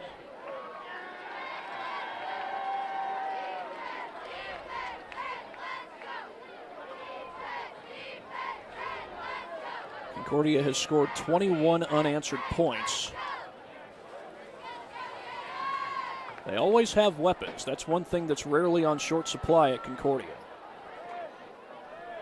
And they'll show a blitz here and come with it. Rusher gets pressure. English tucks it down, and now he will go down. Number 11, Quincy English is brought Cameron down Cage finished him off at the end of it.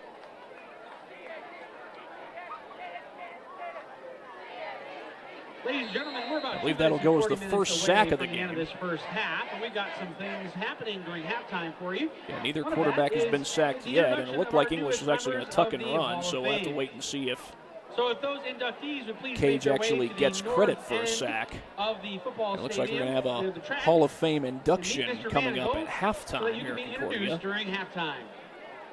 It's going to be a busy weekend for Concordia Athletics. Not only do you have the high school football opener, but tomorrow the track team, the cross-country team has to get up bright and early to go to Huntington for the Huntington North Invitational. Now, it's hosted by Huntington North. It'll be held at the cross-country course owned by Huntington University. And Huntington University, they have a pretty nice facility over there. It's basically a field with a track mowed into the grass. You can clearly see where the track is. You don't really have to run a long line of white paint across a field. Now, you see that at some schools.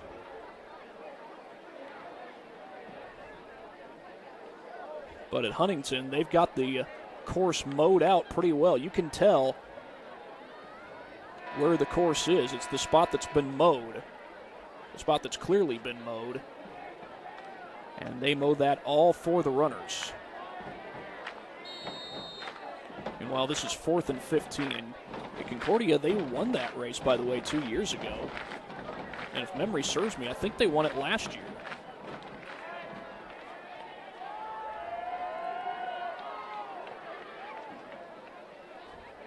Trevor Hapner back to punt. Pressure comes. They got it. Second block of the game.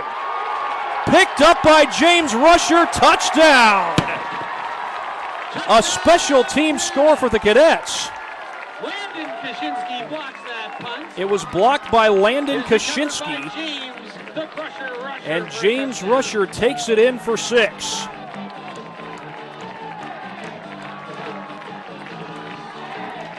And we'll get another look at that while we have a chance here on the Traction AP replay.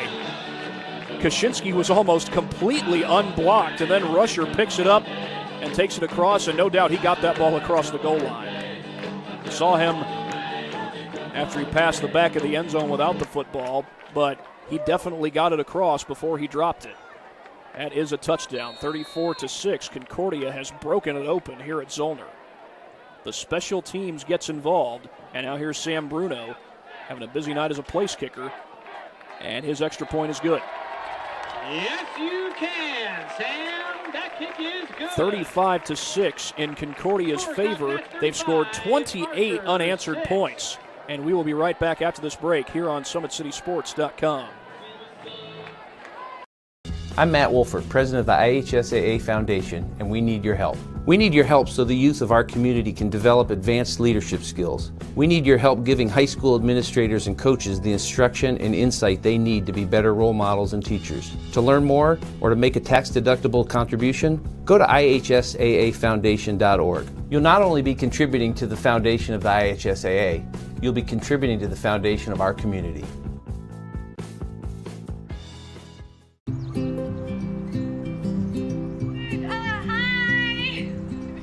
You're good at making big announcements,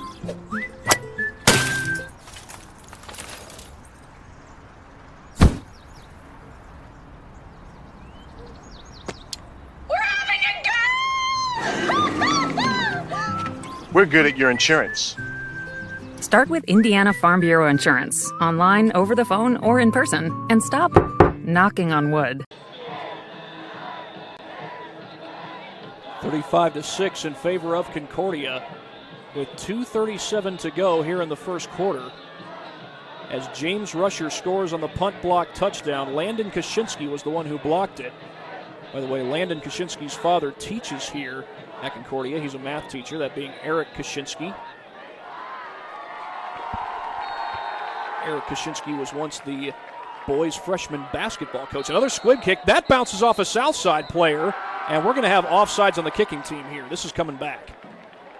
That looked like a free-for-all for Concordia, but instead, the play will be negated. That flag is called. They haven't kicked the ball deep really at all tonight. Concordia hasn't.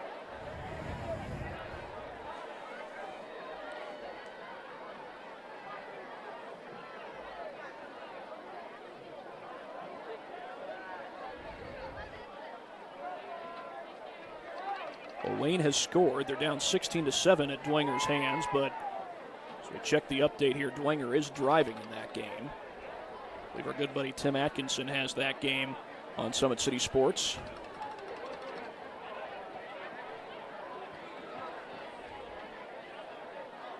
As Concordia has scored 28 unanswered points to take a 35-6 lead with 2:37 to go here in the first half. Concordia's used 2 of their timeouts. Southside hasn't used any. So they move the ball back to the 35-yard line because of the offsides penalty. Bruno gets some air under this one. It's fielded on the run. That's Isaac Lee on the return, and Lee gets it out across the 40, and he's wrestled out of bounds. 35-yard kick by Concordia's Sam Bruno, and it was returned for 10 yards. 2:32 on the clock. By number 23, Isaac Lee. As Southside will start this drive from their own 41-yard line. They had some good-looking drives early on in this game.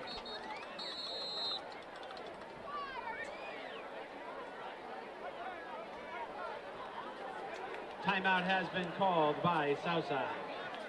Well, we've got a timeout called by Southside, so while they take a timeout, we'll take one as well here on SummitCitySports.com. This has always been here, and they're getting better. I'm watching, Summit City Sports, man, they're doing an awesome job. And, that's a plug. Them dudes are doing an outstanding job. And I'm able to be in Nashville and watch games on YouTube that they're broadcasting, and I'm seeing the talent. And it is just truly outstanding. And, you guys have seen the talent that's in the NFL now from Fort Wayne, Indiana, the talent that's coming up now, and the talent that, is just here, man. It's really –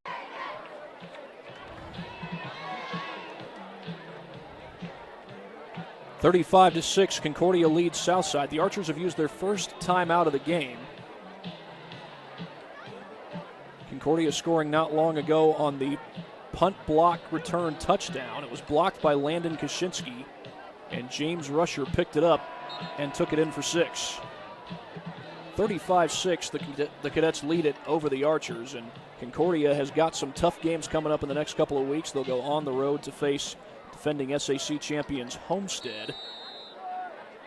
That'll be next week, and then Concordia comes back here to take on Snyder in 2 weeks. English to throw. Throws it short, that's complete, and that'll go for a first down into Concordia territory. Isaac Lee with the reception. By number 23, Isaac Lee. And Southside looking to build a little momentum going into halftime. If Concordia were to get a 35-point lead or more in the second half, we would go to a running clock. Southside is trying to prevent that as best as they can.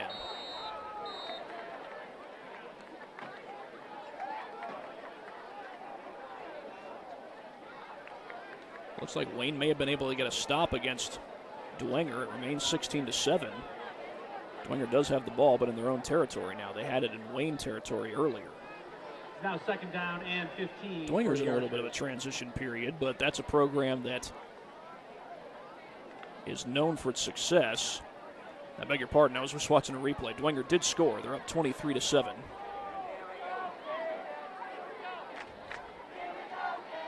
Here's the snap to English.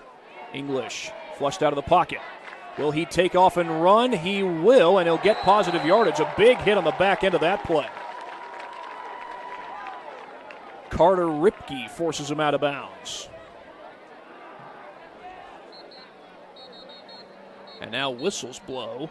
Timeout has been called. We've got a timeout called on the field by Southside. That's their second timeout. That comes with 1:18 to play against Southside. Trying to cut into the deficit.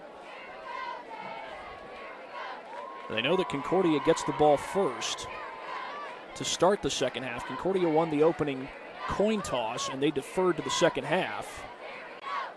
So Southside would love nothing more than to score and make it difficult for Concordia to make it a 35-point lead at the other end of the second half. Each team has one timeout left in this game. Both these teams coached by first-year head coaches, Guy Lee taking over at Southside and Mike Eschbach taking over at Concordia.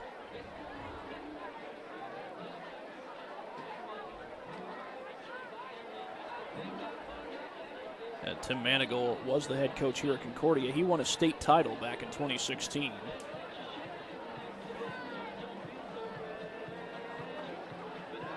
Roosevelt Norfleet was the head coach at Southside up until this year. He's now at Northrop. His son, Roosevelt III, is also playing there. He was in a quarterback battle to start the season as English looks to throw, goes underneath, and that's bobbled and ripped away by James Rusher. It's intercepted. Picked off the carom, and Concordia takes over. James Rusher has returned a blocked punt for a touchdown, and now he gets an interception. A couple of big tackles as well, as we've got 1:12 left to go here in the first half. Concordia does have just one timeout, but they may not need to use it. They're in pretty good field position here. And they're going to empty the backfield here on 1st and 10. Last touchdown came on that blocked punt returned by Rusher. Maddox sets up the screen, but Parnan could not seal his hands on it. Intended for number 10, Jace Parnan, is incomplete. That's going to be 2nd down and 10, and well, they don't need to use the timeout there after the incompletion stops the clock with 1:09 to play.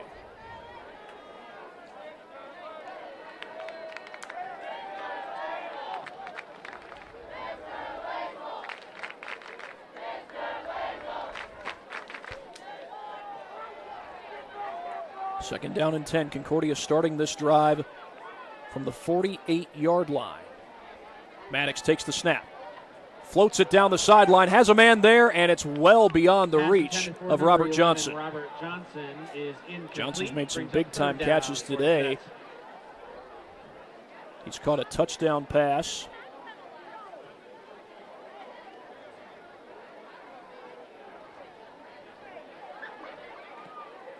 And he has also come up with a big 4th down reception on 4th and 8 earlier in this game that made it 1st and goal for the Cadets. It's going to be 3rd down and 8. Again, Concordia empties the backfield. Maddox may not have been ready for that snap, but he fields it anyway. Goes to the sideline again, incomplete. Looking for Johnson again. Good coverage there by Isaac Lee. A flag is down, maybe a little too good.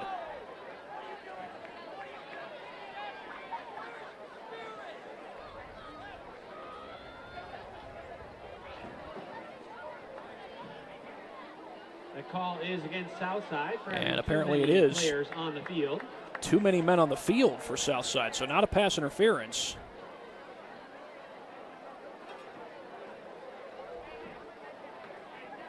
That's going to be a 5-yard penalty, so it's not going to give Concordia the 1st down. Make it 3rd and 5.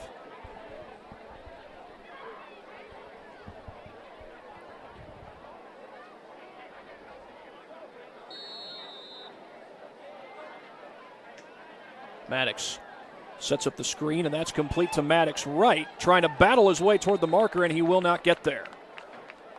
He's brought down at about the 44-yard line, 2 yards short of the line to gain. Now, Concordia has just one timeout. And looks like they're going to keep the offense on the field. Perhaps looking to at least get into field goal range. Perhaps get out of bounds. They get the first down, but they're going to be backed up here. That was movement by a whole bunch of cadets.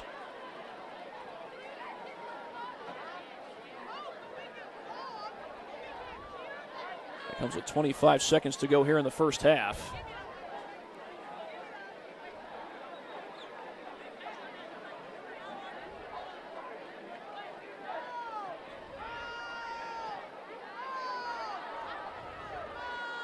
It's going to be 4th and 7. But it looks like Concordia is keeping the offense on the field again. They haven't punted at any point tonight. They're 2 for 3 on 4th down attempts.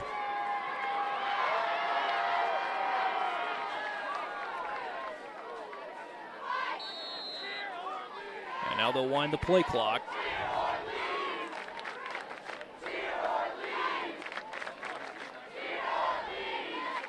Snap to Maddox. Throws the sideline, pass is tipped and intercepted on the carry.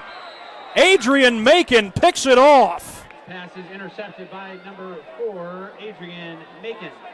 And that comes with 7 seconds to go here in the first half.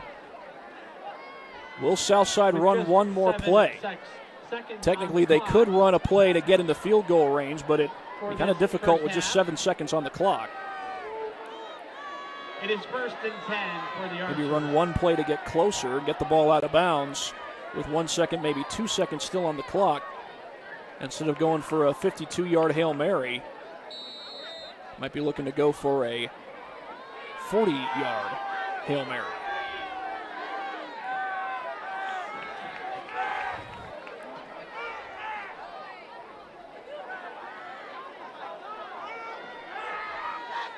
Southside does still have a timeout. English bobbled the ball. Trying to step away from the pressure. Now he's going to take off and run. And he goes down at the 45-yard line, and the clock runs out. We are at halftime. 35, Archers 6. Concordia with a 35-6 lead over Southside. They've scored 28 unanswered points. And they've capitalized off of several Southside turnovers. We'll get a quick word from our sponsors before we go any further here on SummitCitySports.com.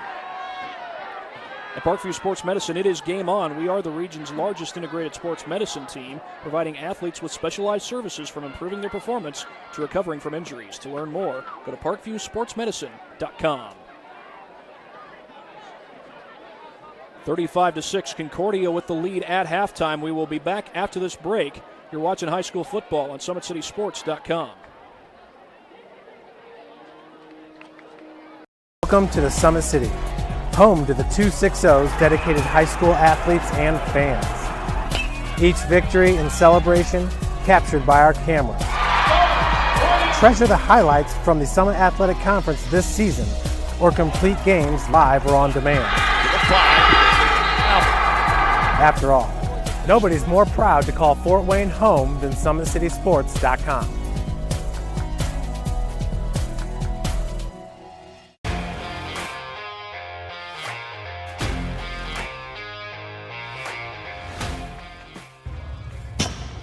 I like to stay active. I try to come in here at least 3 times a week and just get my 1-hour workout in. Since September, I think I've put on 22 pounds of muscle. I think my vertical has gone up plus 5 inches. I've gotten a lot faster since then too. I can hit the ball further. In football, I can push people around more. It's basketball easier too. Just being stronger just makes everything easier. Brandon started with Jim Rath's basketball training. After one of the sessions, he came up to me and he wanted to know if he could do more. So Brandon started the EDGE program in November, in addition to the club training he was doing, because it offers personalized programming for his athletic goals. PSN Performance uses a long-term athletic development pyramid. At such a young age, it's really good for Brandon to set the foundation of athletic development. Since he is in season all year round, he has to be ready for all the physical demands. So he does a lot more strength training, just because in basketball he sprints and cuts a lot. In baseball he's doing a lot of sprinting. In football he does a lot of sprinting and jumping. So preparing him to withstand the physical demands of those games, he does a lot more strength training. I like all the lower body stuff the best. I do goblet squats, split squats, back squat, front squat, a lot of those. Tyler knows what's best for me. He always points me in the right direction. He just pushes me to go harder every day. I was once a Southside kid who was led on a journey by high school football. A journey that taught me discipline, toughness, and the skills that made me a success. As a businessman with a CPA license who owns his own firm, I still use the building blocks of high school sports in my everyday life. Someday sports will end no matter what level you reach, but you will be left with the skills to compete in the next game, the game of life. Thank you for watching Summit City Sports. To help broaden our coverage, we're asking you to become a monthly sponsor to our Patreon account. We produce weekly highlights and live video broadcasts. When the Homestead girls golf team won its first state title in program history, we were there. When Fort Wayne brought back 3 state titles in cross country, we were there. We believe in sharing positive stories and setting the standard for how high school sports should be covered. Join us and donate today.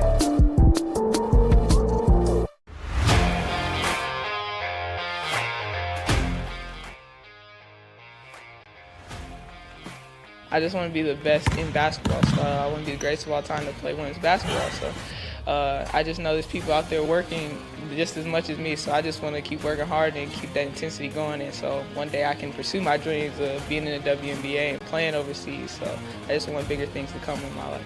I remember when I started in March, she could do 0 pull-ups. She did have a great 25-inch vertical when she first started. She only weighed 150 pounds. One of our main mottos is do the simple things exceedingly well, and that's where we started. So we started the foundation, building her base, and now we've got to basically the peak of our pyramid of things that we can do with her. So we didn't skip any levels. We did all the basics, and she got really, really good at them, and that's what's led her to become as great as she is at basketball and performance. I've watched her grow, the confidence-wise, the strength-wise, the jumping ability, her footwork. It's really amazing to kind of watch for a girl her size, being 6'3", 6'4", to move like she can move and do the thing and be as agile as she is, along with the strength. Here at Always 100, we have different things that we provide each week with our elite training, working on things that can help them get a scholarship in the future if they don't have one right now. Watching skill development, helping kids get better, understanding what it takes to get to the next level. Catching and shooting, working on ball handling. In the last 5 years, we had over 200 kids that's able to play basketball at some places from the NAIA, Division III, Division II, or Division I level.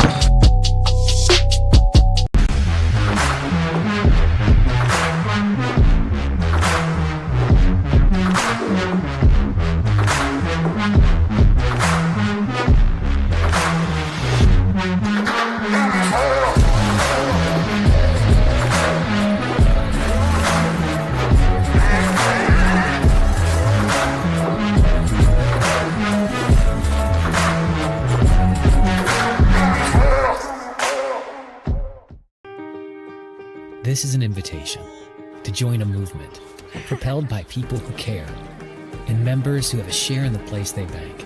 Good morning, Sam. So when you have the chance to get your first home loan, you know an expert will guide you every step of the way. Or when it's time to buy your new car, you'll be treated like more than just a credit score. Good news, ProFed can get you that payment.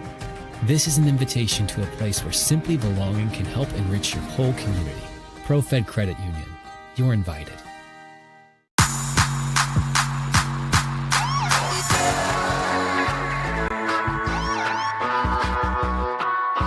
I choose to do whole body cryotherapy after practices, games, and training.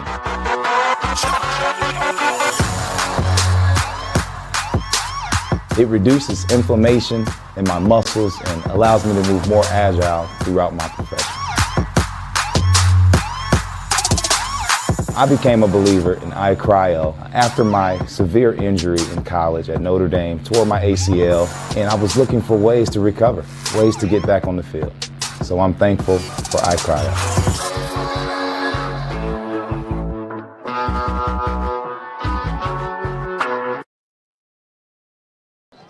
He was a sectional champion 3 out of his 4 years at Concordia.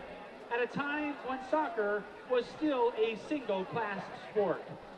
He was also a first-team All-District and Lutheran All-American team member during his senior year. He continued his love of sports with the founding of a non-profit futsal program in Wilson, North Carolina, called 264 Futsal.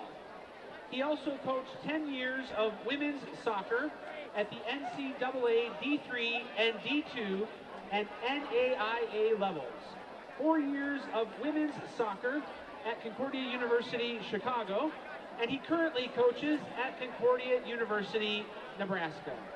He also currently serves as the director of the Nebraska Futsal League and the VNA Futsal, a competitive futsal training program. Ladies and gentlemen, Thomas Going. The final inductee for the Hall of Fame cannot be here with us this evening, but it is Stephanie Long Shaley. Stephanie is a 1994 CLS graduate and was a three-sport athlete, participating in volleyball, gymnastics, and softball. Ladies and gentlemen, one big round of applause for all of the inductees for the 12th Annual Athletic Hall of Fame.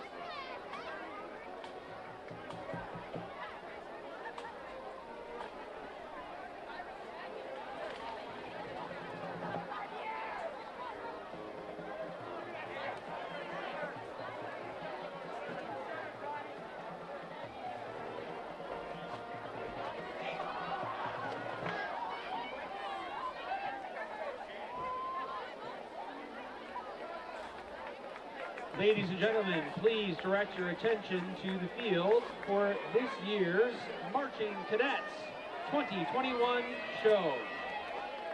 This year's drum majors are Jordan Gilbert, David Milliman, and Maya Sheff. The marching show this year is based on the familiar hymn, Crown Him with Many Crowns. We hope you enjoy this year's show entitled Crown Him.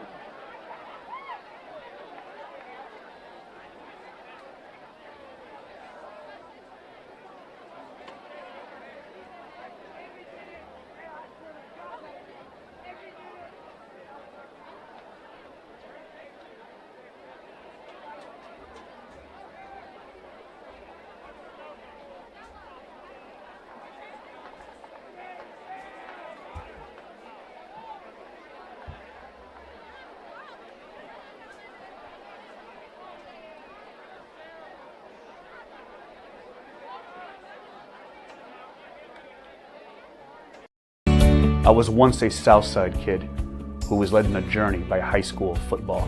A journey that taught me discipline, toughness, and the skills that made me a success. As a businessman with a CPA license who owns his own firm, I still use the building blocks of high school sports in my everyday life.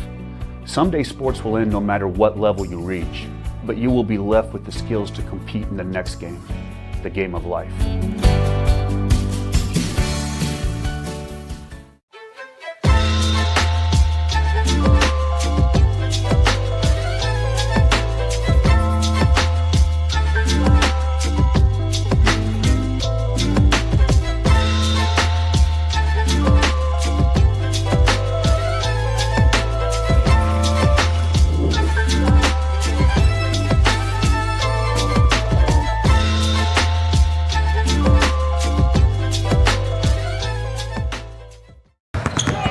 here at Always 100, we have different things that we provide each week with our elite training, working on things that can help them get a scholarship in the future if they don't have one right now. Watching skill development, helping kids get better, understanding what it takes to get to the next level. Catching and shooting, working on ball handling. In the last 5 years, we had over 200 kids just able to play basketball at some places from the NAIA, Division III, Division II, or Division I level. This is an invitation to join a movement propelled by people who care and members who have a share in the place they bank. Good morning, Sam. So when you have the chance to get your first home loan, you know an expert will guide you every step of the way. Or when it's time to buy your new car, you'll be treated like more than just a credit score. Good news, ProFed can get you that payment. This is an invitation to a place where simply belonging can help enrich your whole community. ProFed Credit Union. You're invited.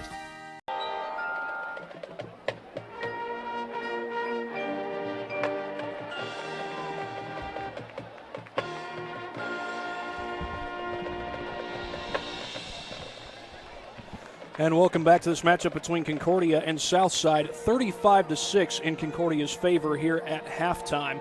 Concordia scored 28 unanswered points after Southside made it 7-6. And Southside had two really good-looking drives to start out this game. Anthony Thomas broke free on a third down, what would have been a conversion and likely would have been a touchdown. But he fumbled the ball along the sidelines, and James Rusher had the recovery. And Concordia answered with a touchdown of their own, took a 7-0 lead. And then after Quincy English scored the touchdown to make it 7-6, Concordia answered with those 28 unanswered points. And James Rusher has contributed in a big way, a couple of tackles tonight. A fumble recovery on that Davis run that, again, would have been a touchdown. And also recovered a blocked punt and took that back for a touchdown. James Rusher having a fantastic game, and Eli Maddox having a great game in his own right. 2 touchdown passes in this game, one to Jace Parnan, the other to Robert Johnson, and he found a rhythm with Robert Johnson early on in this game. 2 big completions to Johnson. One of those went for a touchdown.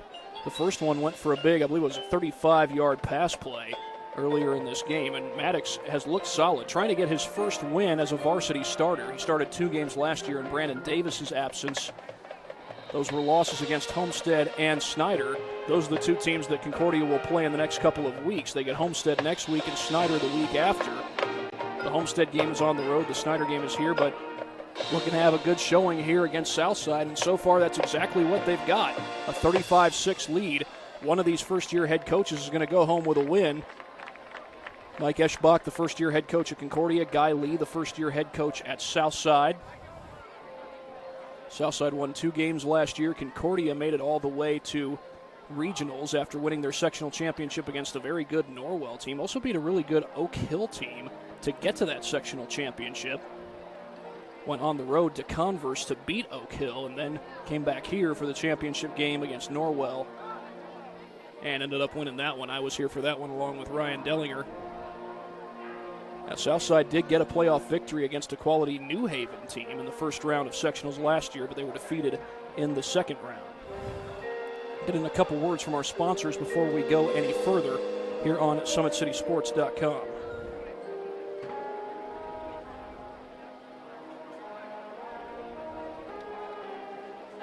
Big Eyed Fish has been around the Northeast Indiana area for generations. Like their Facebook pages for updated promotions and enjoy the best fish in Fort Wayne in a family-friendly environment at Big Eyed Fish.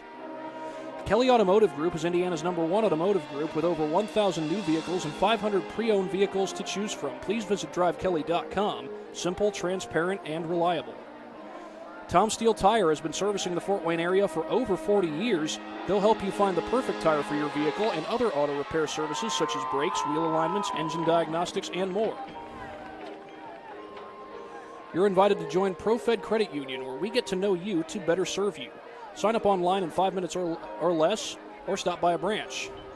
Join ProFed today and start owning your financial future at profedcu.org. At Ottenweller Contracting, we invest in our customers by providing peace of mind during the entire process, from bid to build. Visit OttenwellerContracting.com to learn more. Concordia with a 35-6 lead as we look to get you some updates from some of the games going on around the Summit City Sports coverage area.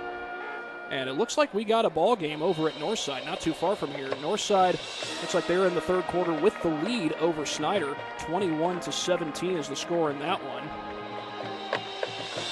Check on the Leo Woodland game as well. That's from the Northeast 8, and that's looking like a runaway. Leo up 43-0 in the third quarter of that particular matchup. Now Bishop Dwenger had a big lead over Wayne, and that remains the case. They're up 23-7, although Wayne could still come back and make that a ball game. They are in the third quarter over there. And when we last heard from what's going on between Homestead and Northrop, it was tied at 7. I'm not sure if there's any update in that.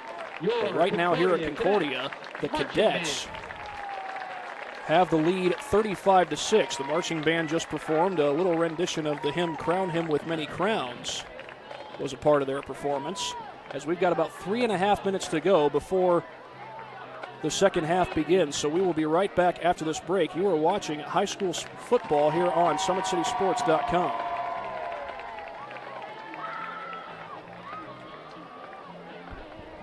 Welcome to the Summit City, home to the 260's dedicated high school athletes and fans. Each victory and celebration captured by our camera. Treasure the highlights from the Summit Athletic Conference this season, or complete games live or on demand. After all, nobody's more proud to call Fort Wayne home than SummitCitySports.com.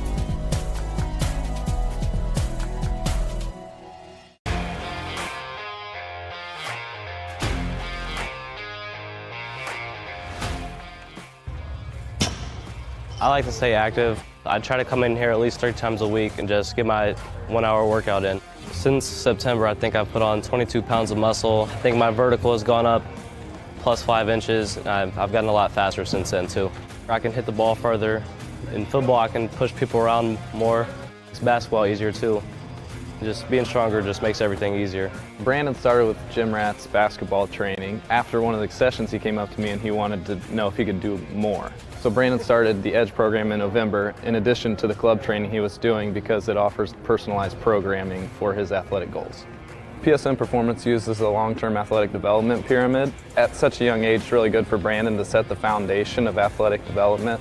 Since he is in season all year round, he has to be ready for all the physical demands. So he does a lot more strength training, just because in basketball he sprints and cuts a lot. In baseball he's doing a lot of sprinting. In football he does a lot of sprinting and jumping. So preparing him to withstand the physical demands of those games, he does a lot more strength training. I like all the lower body stuff the best.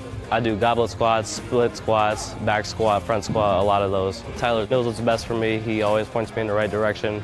He just pushes me to go harder every day. I was once a Southside kid who was led on a journey by high school football. A journey that taught me discipline, toughness, and the skills that made me a success. As a businessman with a CPA license who owns his own firm, I still use the building blocks of high school sports in my everyday life. Someday sports will end no matter what level you reach, but you will be left with the skills to compete in the next game, the game of life. Thank you for watching Summit City Sports. To help broaden our coverage, we're asking you to become a monthly sponsor to our Patreon account. We produce weekly highlights and live video broadcast. When the Homestead girls golf team won its first state title in program history, we were there. When Fort Wayne brought back 3 state titles in cross country, we were there. We believe in sharing positive stories and setting the standard for how high school sports should be covered. Join us and donate today.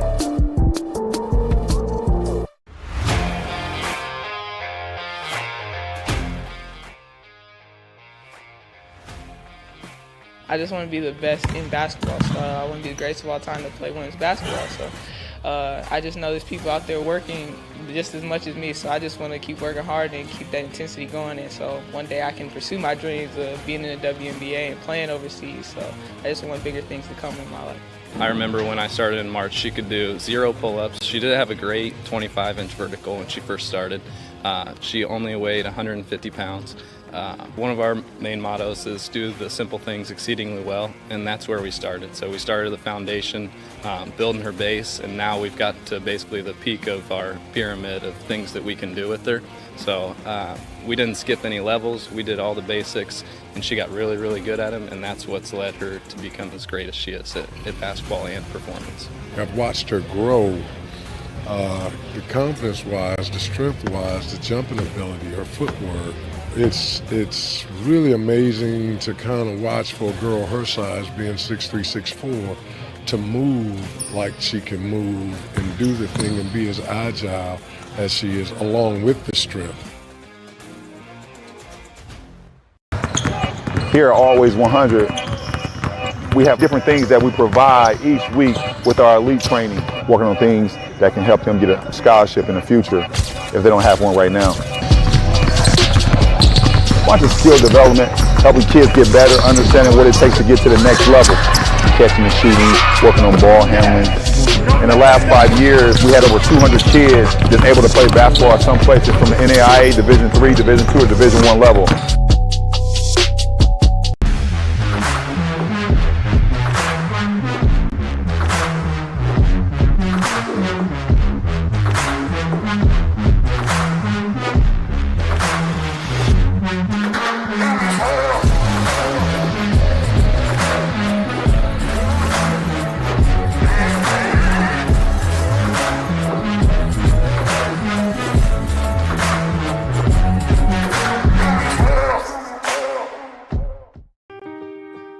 This is an invitation to join a movement propelled by people who care and members who have a share in the place they bank. Good morning, Sam. So when you have the chance to get your first home loan, you know an expert will guide you every step of the way. Or when it's time to buy your new car, you'll be treated like more than just a credit score. Good news, ProFed can get you that payment. This is an invitation to a place where simply belonging can help enrich your whole community. ProFed Credit Union. You're invited.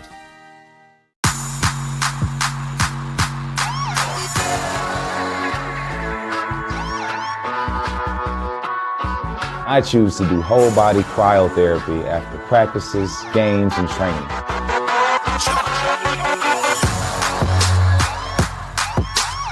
It reduces inflammation in my muscles and allows me to move more agile throughout my profession.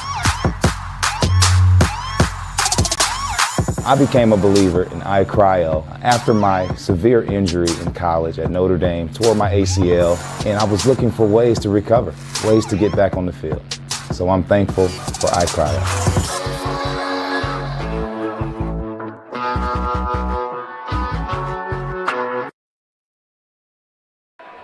Well, we are just about ready to begin the third quarter here on Summit City Sports. It'll be Concordia to get the ball first.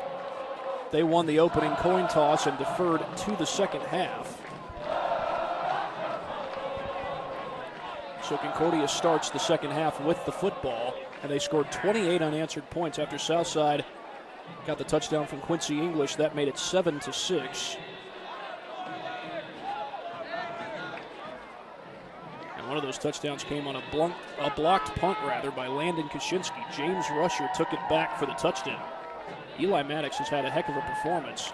We'll see how much head coach Mike Eschbach lets him stay in the game with this 4-touchdown lead. I imagine he'll probably let him play half the third quarter, if not the entire third quarter, before going to his bench.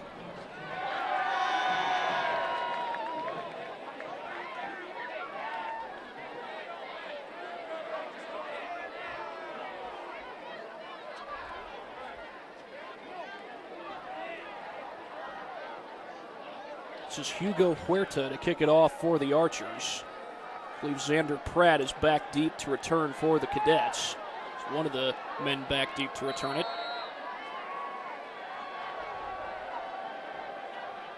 And the second half is underway. It's a short kick, fielded at the 27-yard line. That's Tim Okiawo, who takes it back to the 37. 32-yard kick is returned for 9 yards by number 22, Dontrell Johnson, number 22. It can be hard to see those red on black numbers sometimes. Hard to see them clearly, that is. Well, an update from another one of our games going on Summit City Sports. Homestead and Northrop are tied at 14 apiece in the third quarter, but Homestead's driving. Now Concordia will be at Homestead next week. They lost a close game to the Spartans in week 2 a year ago on a day that was mostly rainy, but the rain stopped long enough for the game to get through. As that's Dontrell Johnson getting the carry. He gets a yard on the play. Johnson's had one big gain so far. He's had some quality gains, though. His best run of the game was 23 yards. That was in the second quarter. He's also converted on a fourth down, and he has a 2-yard rushing touchdown in this game as well. And it's his first year as a starting running back. So you'd certainly think that the increased yards per game, yards per carry will likely come as we get a whistle.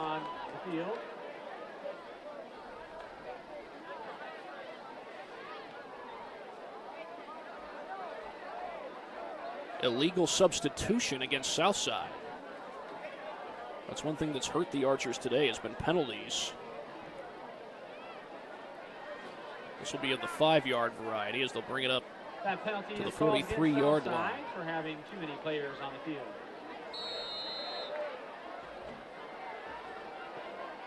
Just a legal participation, not substitution. Here's the handoff to Dontrell Johnson. He gets a first down and more. There's a big gainer for Johnson. Out to the 41-yard line. Number 22, Dontrell Johnson with a big carry for the 16 yards on the play. Number 7, a little misdirection there as Xander Pratt went in motion. They faked it to him, and Johnson got the handoff from Maddox. And a good start to this drive so far for the Cadets. Even though the first play went for just 1, the second play after the penalty went for 16.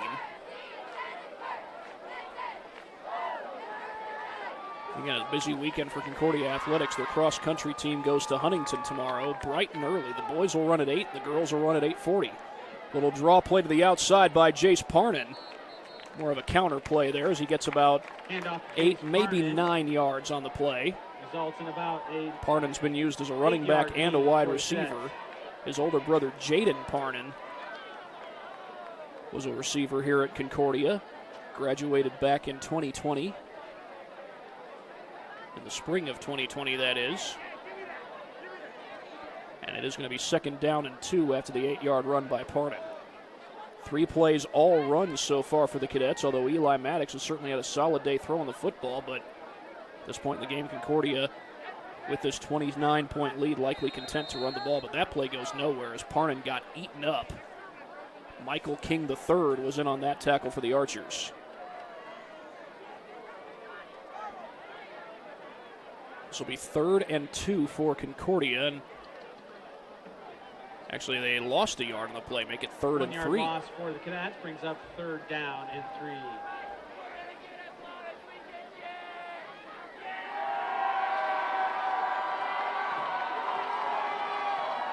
Parnan in the backfield next to Maddox. And whistles blow, and is Concordia going to be backed up here? And they are indeed. It's a false start. Penalty is called against Cadets for a false start.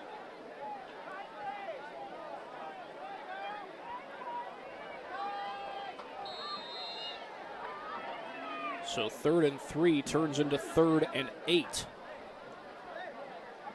We've got less than 10 minutes to play here in the third quarter as Maddox looks to throw, and he runs out of time, and he is sacked. Eli Maddox is brought down in the backfield by number 56, Isaiah Anderson gets to the quarterback.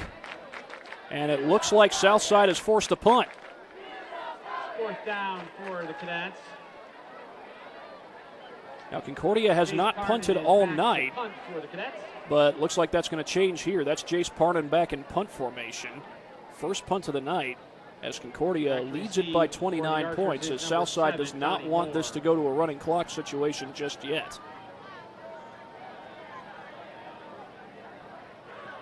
Parnan gets the punt away, and that will be fielded at the 15-yard line, and Thomas is wrapped up right there. 31-yard punt for the Archers for no return. Landon Kaczynski with the tackle. Well, Kaczynski has done some work on special teams. He's blocked a punt. That was the punt that James Rusher returned for a touchdown. And now he gets downfield to make a big special teams tackle. And Stop Southside right at the 15-yard line. Keep them shy of the 20. Homestead has taken the lead over Northrop. They're up 17-14. We got a few close games. Not long ago, Snyder took the lead against Northside. They were up 23-21, and that's still the score. I'd have had a missed extra point there. They go straight up the middle, Southside does, and that's going to be about a 4-yard gain, it looks like. I think that was Thomas who got the carry. Nope, that's Jalen Lattimore to pick up a 4 on the play. Jalen Lattimore. Now, Southside being down by 29 points, it may not be long before they start going to the air, trying to get some big gainers and some quick touchdowns. Quincy English remains in at quarterback. Little option play to the right side. English tosses it to Thomas. Thomas makes a move to the inside. Gets it out to the 29-yard line. That's plenty for the first down. Southside has moved the ball well on the ground. Certainly did earlier in this game, but then Concordia stole the momentum. And they've scored the last 28 points.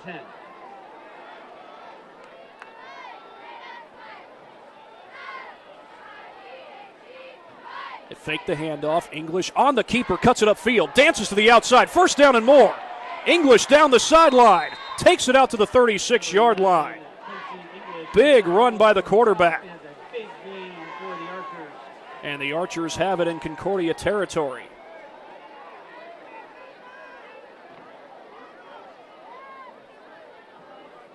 Well, the quarterback run game is definitely something that Southside has in their arsenal.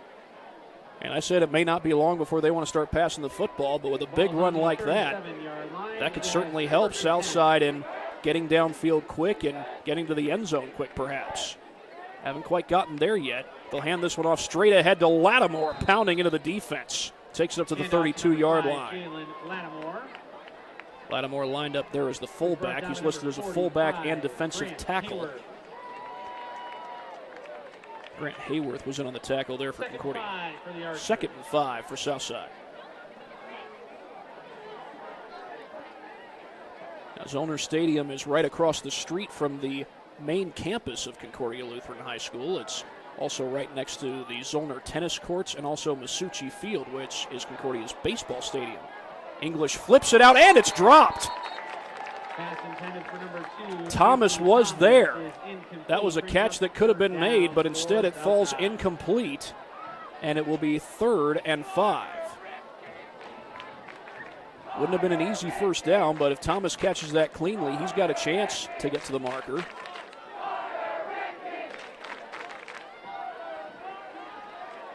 Clock stops at 7:12 to go in the 3rd quarter, and well, if you're Southside, you don't mind stopping the clock, but you hate to have an easy pitch and catch turn into an incompletion. Blitz comes. English floats it to the sideline. Has a man, and it's intercepted. Carter Ripke. He snatched it away from the intended receiver, and we'll take another look at it here on the Traction AP replay. As English had a man behind the defense. I think that was Lattimore. No, check that. That was not Lattimore. I think it was actually Jermaine Freeman who was there. But Ripke leapt up in the air and took it away. Now, Ripke's 5'10". He went up in the air as if he were about 6'5". But no, he's not 6'5", he's 5'10". Now, the downside for Concordia is you've got to start at your own 11-yard line, and now they blow the whistle. Blew the whistle right as the ball was snapped. A flag was thrown on the play. And it's against Southside. Encroachment is the call. Offsides has been called on Southside. Now, Southside had him inside the 15-yard line. Still not bad field position for the Southside defense. But that's 5 free yards that make it 1st down and 5 for Concordia. Snap to Maddox. He'll hand this one off to Parnan. Parnan bouncing it to the outside. Breaks a tackle. Parnan's got the first down and more, out across the 30. And ripped down across the 35-yard line. Off to Jace Parnan, but there is a flag on the play. There is a flag down. We'll see if the play stands. It looks like it may not. It's holding against Concordia, so no, it will not stand. So right after Concordia got 5 yards for encroachment against Southside, they'll now lose yardage because of the holding penalty. It's depending on where the spot of the foul was, it looks like they are going to lose yardage. And mark it off from the 20-yard line.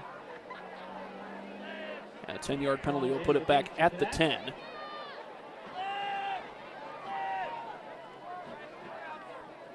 With 6:57 to go here in this third quarter. 2nd and 11 after the holding call wipes out the big play.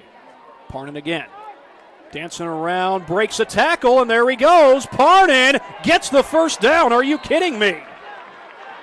Jace Parnan on the carry. And it looks like this one's going to stand. Had the first down taken away because of penalty not long ago. But then Parnan goes and gets a first down anyway.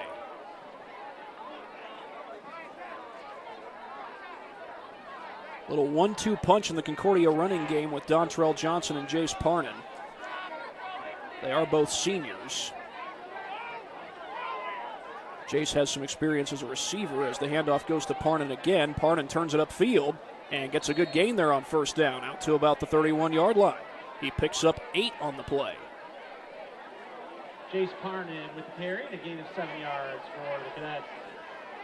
2nd down and 2. This 1-2 punch seems to be working for Concordia.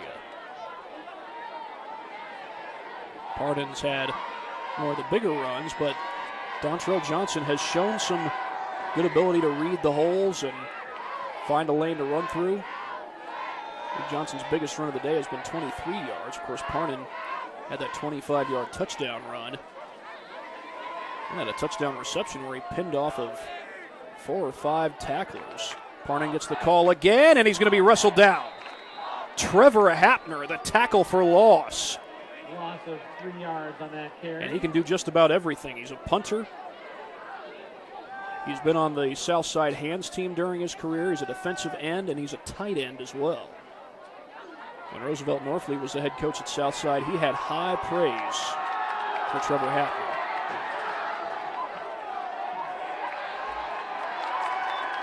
If I remember it right, he might have even referred to Trevor Hapner as one of the top athletes in the SAC. Something along those lines. He has, even if I'm wrong in my exact wording, no doubt he has high praise for Trevor Hapner. Fake handoff there by Maddox, rolling to his right. Gets it away amidst the pressure, and it is caught. Short of the first down, it appears. I think that was Parnan who made the catch. Nope, it was James Rusher, and he appears to be a half yard short of the first down. And yes, the side judge does signal 4th down. Number 16, and it's going to be 4th and inches. He is 1 yard short. Concordia's only punted once. They're in their own territory. Do they dare think about going for it here? They're not lining up in punt formation. Maddox just got the play from the sideline. And now he's coming off the field. And Concordia is going to call a timeout. Timeout has been called by the Cadets. Well, while they take a timeout, we'll take a timeout as well. 36-6, Concordia leading on Summit City Sports.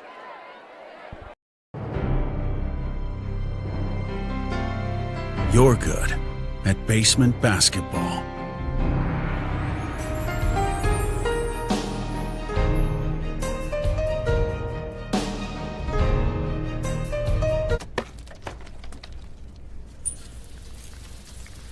We're good at your insurance. Start with Indiana Farm Bureau Insurance, online, over the phone, or in person, and stop knocking on wood.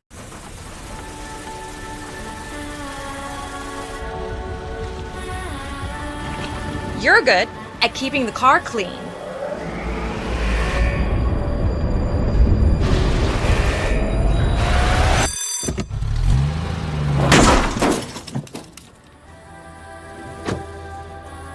We're good at your insurance. Start with Indiana Farm Bureau Insurance, online, over the phone, or in person, and stop knocking on wood. Well, it's 4th and 1. Concordia at their own 32.5-yard line, and Maddox lines up in the shotgun. Looks like they're going to go for it. Or does Maddox perhaps go with a little pooch punt? Nope, he's going to keep it himself. Quarterback draw all the way, and Maddox converts. Up to the 35-yard line, and the drive continues. The clock will stop while they reset the chains, as Concordia is looking not only to milk some time off the clock, but also to get to the ball to the end zone and pad this 29-point lead.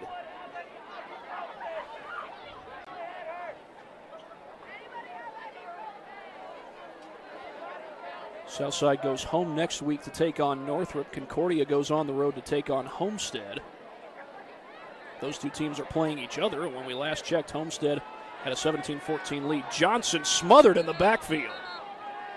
Forward progress will stop the play as D'Antonio Wilson was in on that tackle. A loss of a yard back to the 34-yard line.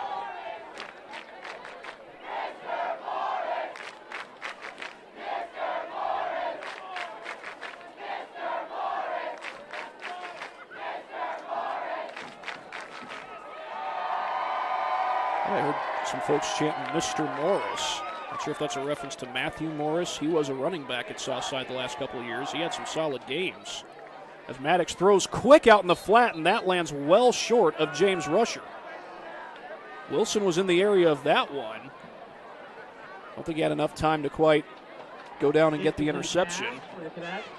So it'll be 3rd and 11 with all said and done.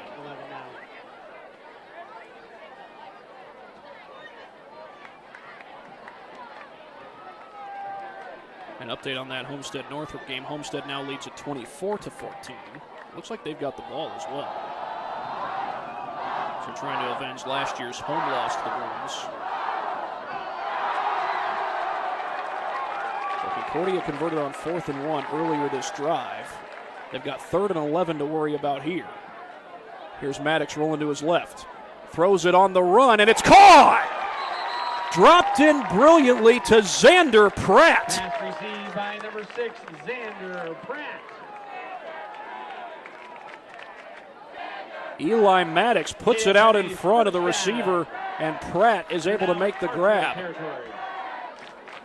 She's got the build of a tight end by the looks of things.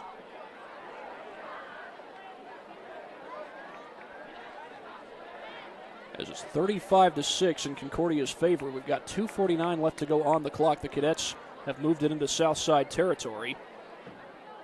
Snyder leading Northrop 23-21. That's another score of some of the games going on our Summit City Sports networks. Little toss play to Pratt. Pratt trying to work his way to the outside, and he's going backwards, and he's tripped up and taken down by Jermaine Freeman. Xander Pratt with That's 2 negative plays that the Southside defense has forced this drive.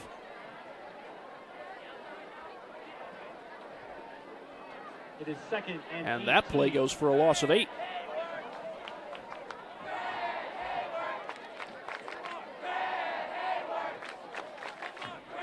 Well, Eli Maddox has had a solid night. He hasn't had to throw too many passes, but he threw a brilliant one to Xander Pratt earlier in this 3rd quarter.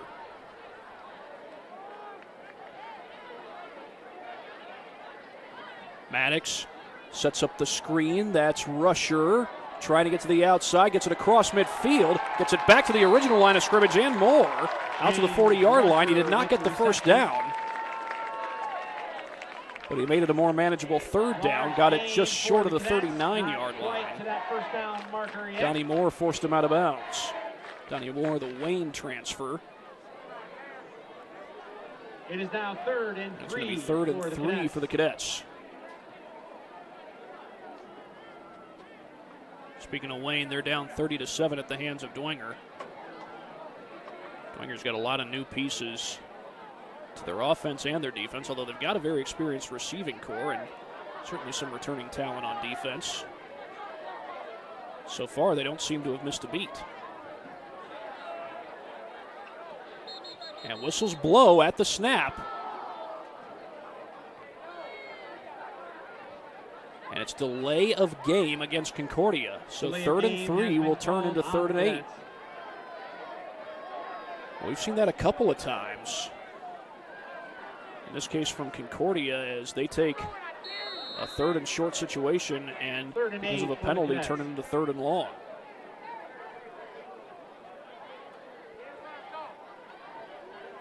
$1:49 to go here in the 3rd quarter. It'll be Johnson getting the handoff, and he's brought down at the 45-yard line. Charles Johnson on the carry and a loss of a yard. It is 4th and 9. And that's going to make it 4th and 9, and now we'll see if Concordia goes for it or brings out the punt team.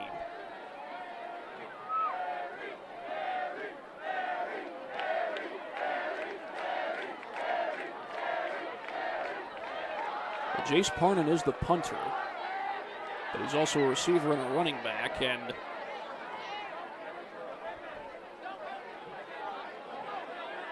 that looked like him lining up, but he's in the shotgun right now.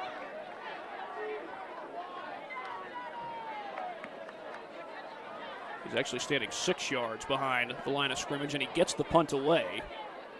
That'll roll inside the 5, backing away from it, and it's down right inside the 1 by Concordia. So Concordia able to pin Southside deep. 45-yard punt for the I said inside the 1. It's actually more at the 1 foot line. And the Archers have that ball on their own. So Southside is going to be pinned in a tough spot. We'll see how they manage going back against their own goal line. 51 seconds to go here in the 3rd. It'll be 1st and 10 for Southside. And they'll have to go 99 yards if they want to get a touchdown here. Or like 99 2/3.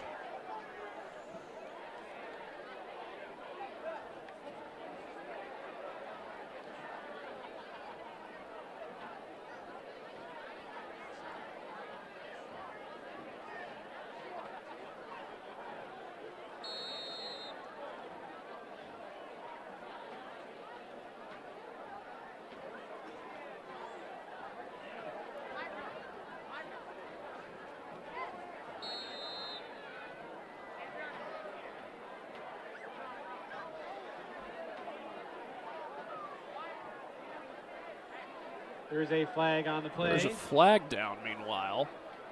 Must have been during the punt. That is against the Archers for having too many players on the field. Had too many players on the field.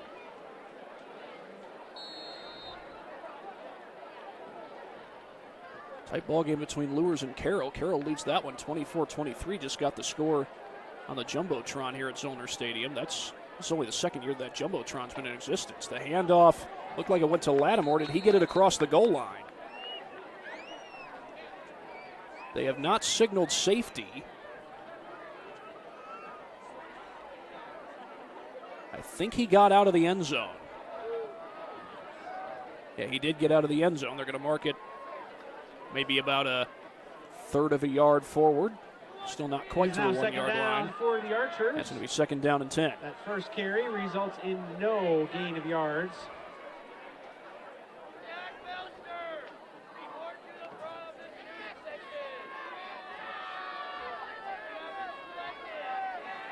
Looks like Quincy English is going to go under center here. He'll hand this one off to Johnson. Got a long ways to go to get out of his end zone. He does, and he gets the first down, it appears. And off to number 3. Ashton Johnson. Able to give the Archers some breathing room. It is a first Not been used frequently in this game, although he is a talented running back. Was listed as a wide receiver and tight end in this particular game. Has played running back in the past.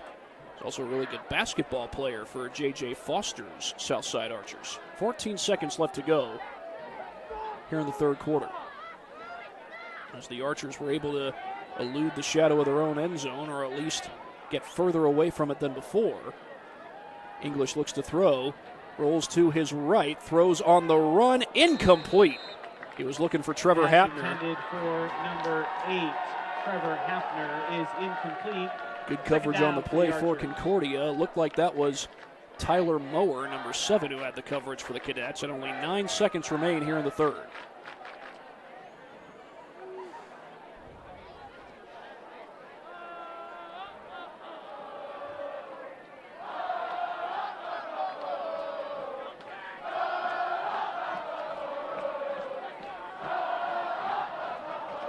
Got an update from our good buddy Ryan Dellinger. It's now 31-14 Homestead as English takes the snap, hands that one off to Lattimore, pounds his way forward across the 20. Tough run by Lattimore.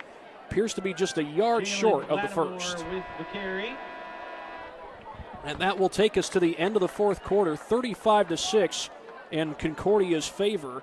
We will be right back for the fourth quarter here on SummitCitySports.com. That brings us to the end of the third quarter.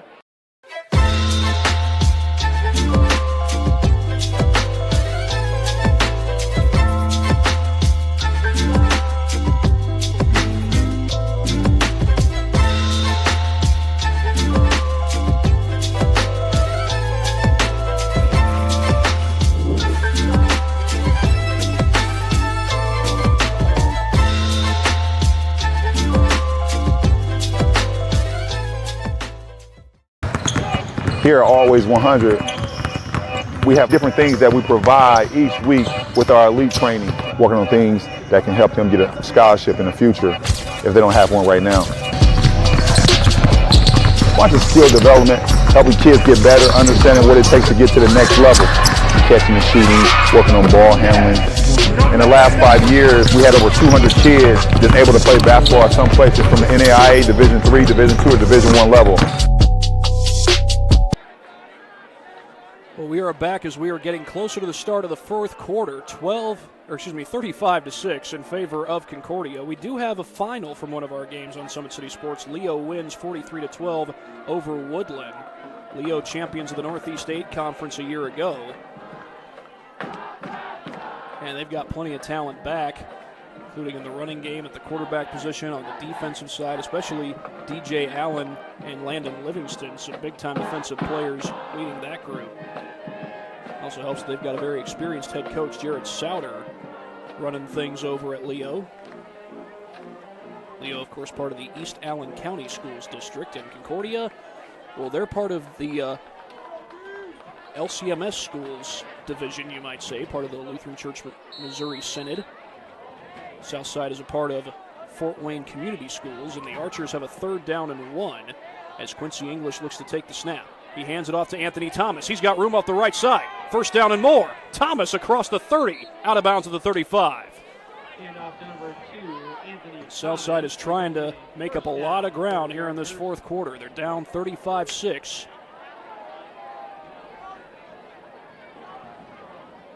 They did not allow Concordia to get into the running clock situation. However, neither team scored in the third quarter. If Southside does not score here, Concordia could get to that 35-point mark on their next possession. Snap to English. He looks to throw. English takes a shot downfield. Man is there. Wide open. It's hauled in. Heading to the end zone is number 6. Touchdown for the Archers. Touchdown Archers. Pass to number 6. That is Derek Ruck who takes it to the house. And a big play for the Archers as they make it 35-12. Derek Rook was originally listed as number 80, but now listed as number 6. He's a senior, 6'3", 190 feet, and he got absolutely wide open. Big strike there for the Archers. And we'll take a look at it on the Traction AP replay after this extra point.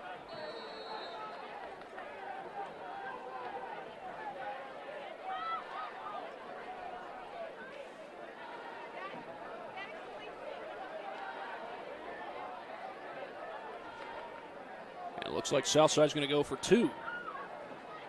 They've gone for 2 once already in this game. They did not get it. Hand off to Lattimore off the right side. He's in. Jalen Lattimore converts, and it's 35-14. The run was good. And another update. Lures now leads Carroll 31-24. Other scores in the SAC, Bishop Twinger is the back and forth game over there at Carroll. Chargers have won that matchup 2 years in a row, but Lures after their appearance to state last year in Class 2A, is giving Carroll everything they can handle. But Southside trying to give Concordia everything they can handle, and that was a quick strike, only 22 seconds into the fourth quarter. If Southside can get a stop here and another touchdown, they'll be right back in this ballgame. Here's another look at the touchdown moments ago. Harry English, just enough time to get that pass off, and Derek Rook got absolutely wide open past the only two defenders that were near him, and he was gone. As Southside goes up 35-14, or excuse me, cuts the deficit to 35-14. Concordia has the lead.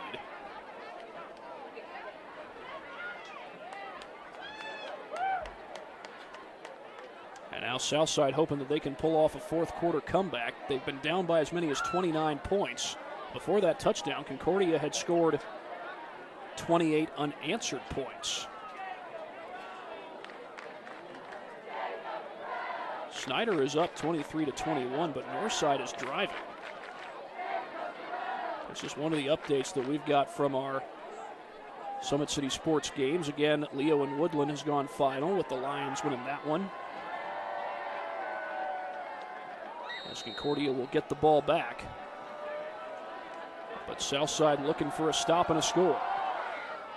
Hugo Huerta with the kickoff. It's a short one. Picked up, I believe, by Pratt.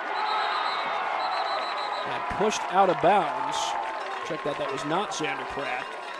It was actually Tim Okeowo. Received by Tim Okeowo. Tim Okeowo, I beg your pardon, is the pronunciation there. An 18-yard return. It's an 18-yard return, and Concordia is going to get good field position out of that. Up 21 points with 11:32 to go.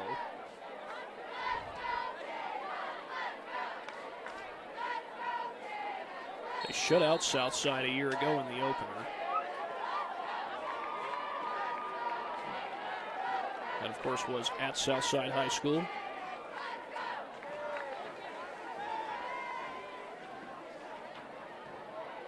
Eli Maddox trying to get Dontrell Johnson back out there on the field. He does get him back out on the field, otherwise they would have only had 10 men on the field. That's Pratt who goes in motion. Maddox goes to the sideline, one-on-one, and it's too strong. That looked like Robert Johnson was the intended receiver. Indeed, it does fall incomplete. Second down and 10 coming up, and even with the 21-point lead, it's interesting that Concordia went with the pass play there on first down. Had a chance to milk some time off this clock and get a drive together. Well, Maddox and Johnson seem to have established a pretty good connection. You just heard the fans cheering, "We want Bubba." So that was a reference to Bubba Craig as Johnson picks his way forward. Gets it just across the 50-yard line. A solid gain there on second and long. But it's going to be 3rd and 7. Johnson for a gain of 4 yards on the carry. Concordia needs to reach the 43-yard line in Southside territory for a first down, and now we've got an injured Archer on the field.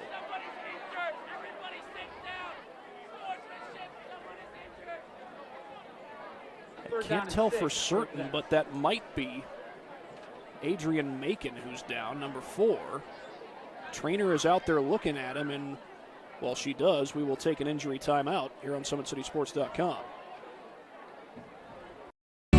I was once a Southside kid who was led on a journey by high school football. A journey that taught me discipline, toughness, and the skills that made me a success. As a businessman with a CPA license who owns his own firm, I still use the building blocks of high school sports in my everyday life. Someday sports will end no matter what level you reach, but you will be left with the skills to compete in the next game, the game of life.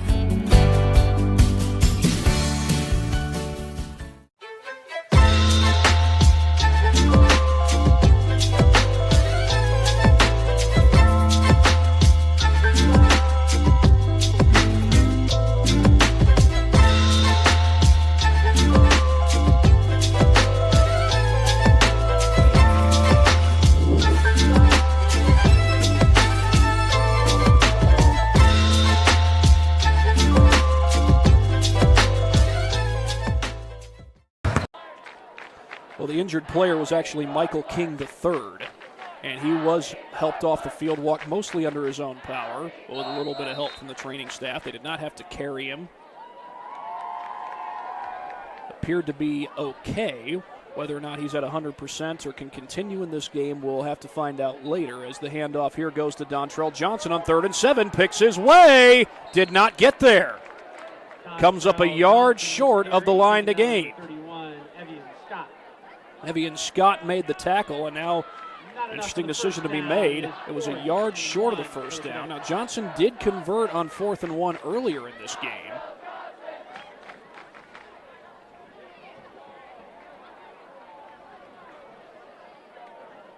And we'll see if they lean on him again here. The Cadets are going for it. Johnson gets the call, gets the first down across the 40. He's done it again. First down and more for the Cadets. Dontrell Johnson with his second 4th down conversion of the game. That's one thing that Johnson has done. He has made the plays when it has counted. They needed a yard from him there. They ended up getting 7 yards out of him. Johnson gets the call again. This time stopped behind the line. Jalen Lattimore came in to help make that tackle. Looked like Isaiah Anderson was in on the tackle as well. It's a loss of 2.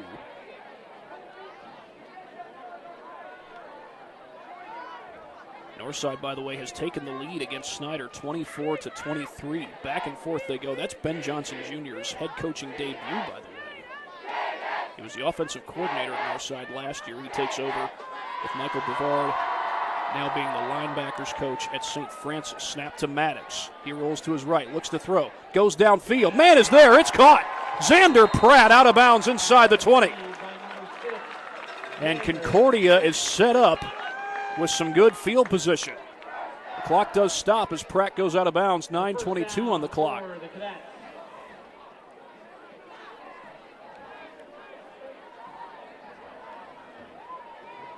And this is Eli Maddox's 3rd career start at Concordia. Started the Homestead and Snyder games last year in Brandon Davis's absence. Johnson gets the call off the left side, inside the 5, carries a defender in for the touchdown. Dontrell Johnson, after converting on a 4th down, finds Pater. And it's 41-14 Concordia. Second touchdown of the game for Johnson. He had a 2-yard score earlier today. His buddy Jace Parnan also scored a rushing touchdown, and Parnan also had a receiving touchdown. Sam Bruno, meanwhile, is on for the extra point.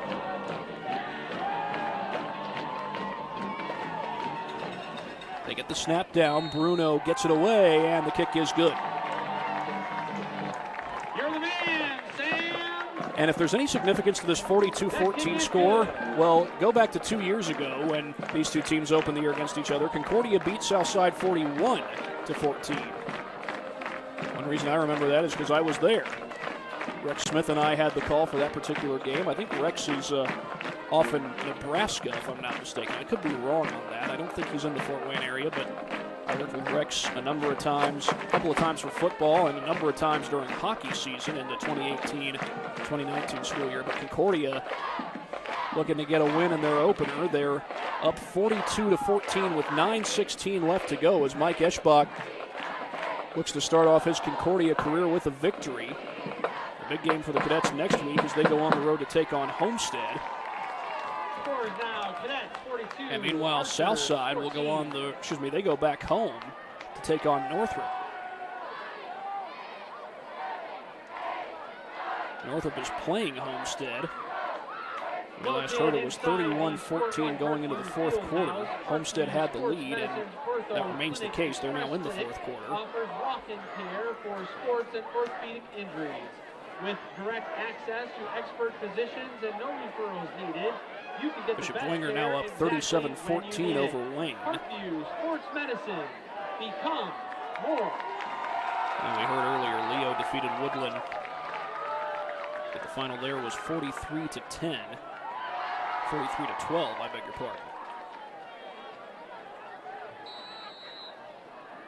Hunter Sosenheimer on the call for that one as that ball is kicked wide. It's going to go out of bounds, I think.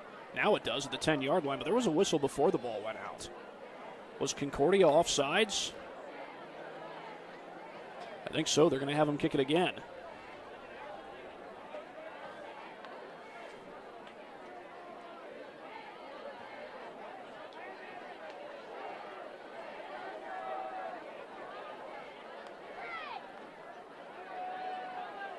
.9:16 to go as Concordia has padded their lead with the touchdown run by Dontrell Johnson, his second of the game.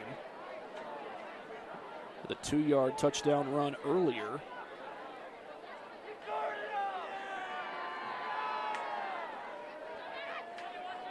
And now Sam Bruno to kick it away for the Cadets.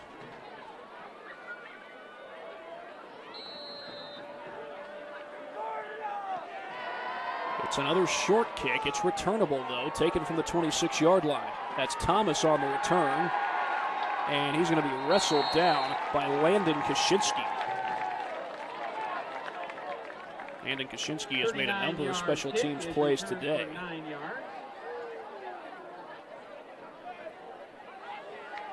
His dad, by the way, is a former freshman boys basketball coach here at Concordia, Eric Kaczynski. Landon's sister Rhea was a basketball player and a cross-country runner here at Concordia. She's graduated, gone off to college, and the girls and boys cross-country teams will be at Huntington tomorrow. Bright and early, by the way. The boys run at 8 o'clock. The girls run at 8:40. I think Southside will be a part of that, if I'm not mistaken.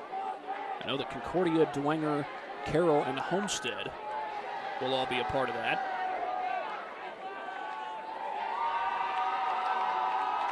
As Quincy English looks to take the snap. He'll hand this one off to Thomas. Thomas turns it upfield, breaks a tackle, gets a first down. Thomas, after it looked like he was dead to rights, is able to move the chains across the 45 to the 47-yard line. Anthony Thomas with carry. Stop by number 4. As Southside not ready to go away yet. Landon Kaczynski there on another tackle for Concordia. But it is a first down for the Archers. Concordia volleyball team has a number of games coming up. Looks like their next one is the 24th. That's this coming Tuesday, by the way.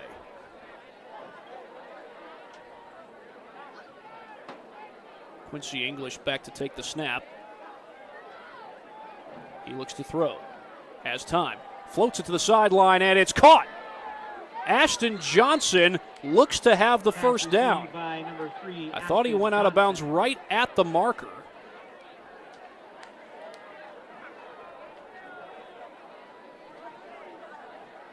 And they are going to give it to him, I think. It is a first down for the Archers. They did indeed. The PA announcer initially said it was short, but then the chain started moving. 8:24 left to go as English waits for the snap, gets it, fakes the handoff to Lattimore. A late toss to Thomas, cuts to the inside, taken down across the 40. That's Kaczynski with the tackle. Number 2, Anthony Not just Thomas making plays on the special carry. teams, but showing what he can do on Gain defense about too. 4 yards. But it's a 4-yard gain for Thomas. As we've got 8 minutes to go in regulation. Southside having to replace Matthew Morris. He was their leading rusher last year. Came on strong late in the season in 2019. A big showing, I believe that was against Lures towards the end of the season. Here's English to throw. Rolls to his right. Now he'll take off and run. He's a dangerous runner. And he gets down to the 36. Quarterback Quincy English keeps that one for himself. The gain of about 4 yards on that carry. Quincy English scored the first touchdown of the game for Southside. It's a rushing touchdown. And by the way, Lures now leads Carroll 38-24. It is now third down. It's a Carroll team with a returning starter at quarterback and Jeff Becker, although Lures also has a returning starter at quarterback and Carson Clark. 38-24 to score over there at that great new stadium that Carroll has with artificial turf. Of course, Concordia installed artificial turf last year. As that's Lattimore trying to get to the outside. Did he get the first down? And now we've got an injured Archer. Well, once again, Southside dealing with an injury. And is that King again? King walked off the field under his own power earlier after going down. Certainly hope he's okay after this one. But we'll be back after this break. Injury timeout here on Summit City Sports.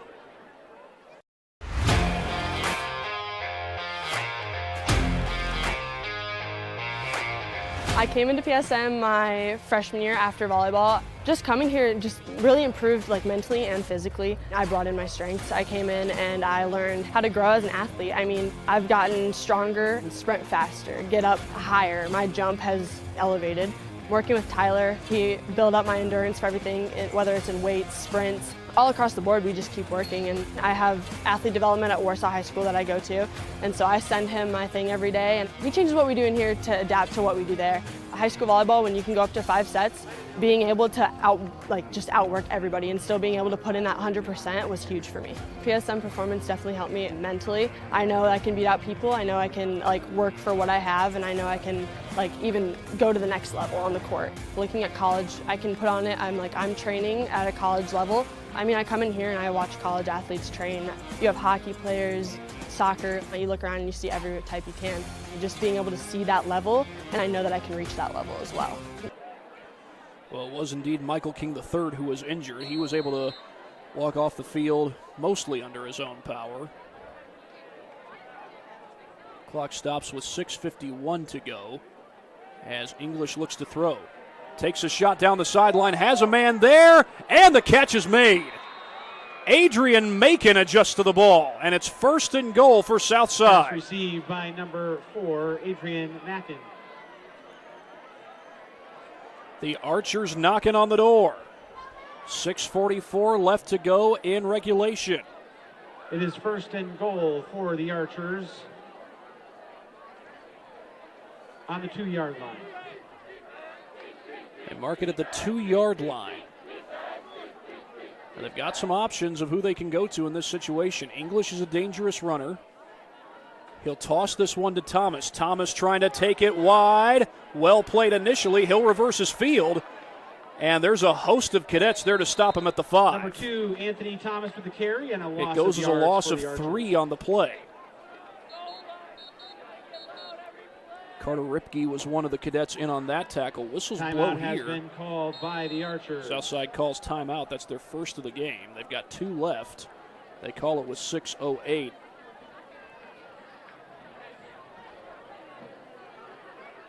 Here in regulation.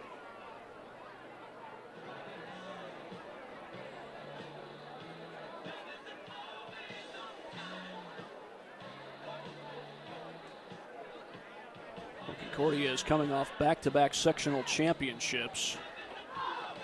Went on the road to claim a sectional championship in 2019. They knocked off Peru that year.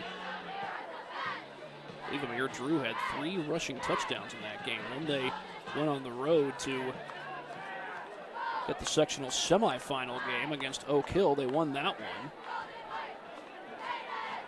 And came back here and knocked off Norwell for the championship. Southside did knock off New Haven in the first round of sectionals last year, but obviously both teams are turning the page into a new chapter. Southside trying to get better, trying to get a winning season.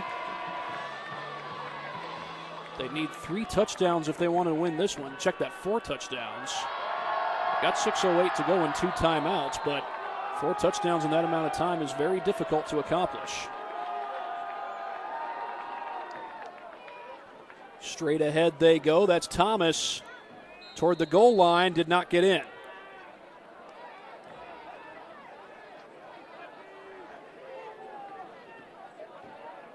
Gain of about 4 yards on that carry for the Archers brings up. I beg your pardon. I believe that was actually D'Antonio Wilson 1 yard who got the handoff. It's going to be 3rd and goal, and mark it down at the 1-yard line. Wilson remains in the backfield. It's English on a keeper, dives for the goal line, touchdown. Touchdown for the Archers. In the hands of number 11. Quincy English takes it in. And Southside still with a fighting chance. 5:42 to go. They do have 2 timeouts left.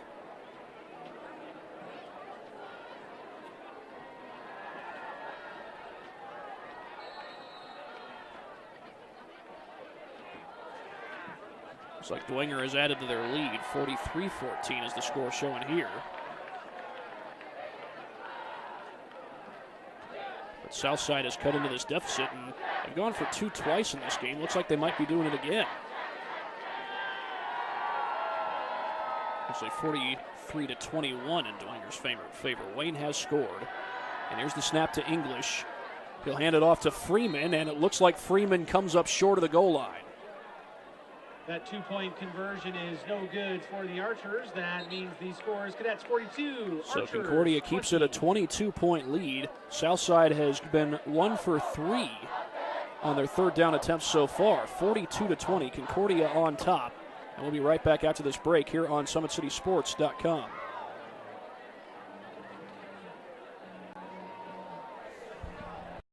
I'm Matt Wolford, president of the IHSAA Foundation, and we need your help. We need your help so the youth of our community can develop advanced leadership skills. We need your help giving high school administrators and coaches the instruction and insight they need to be better role models and teachers. To learn more or to make a tax-deductible contribution, go to ihsaafoundation.org. You'll not only be contributing to the foundation of the IHSAA, you'll be contributing to the foundation of our community.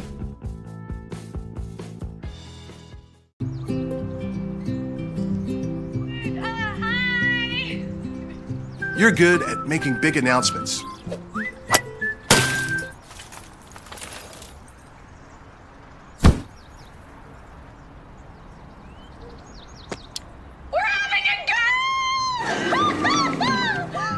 We're good at your insurance. Start with Indiana Farm Bureau Insurance, online, over the phone, or in person, and stop knocking on wood. Well, Southside has cut into their deficit. They're down 42-20. They still have 2 timeouts remaining. We've got 5:42 to go in regulation. So far, they've kept Concordia from making it a running clock situation. As Guy Lee tries to get his first win as Southside's head coach. Archers are at home next week taking on Northrop.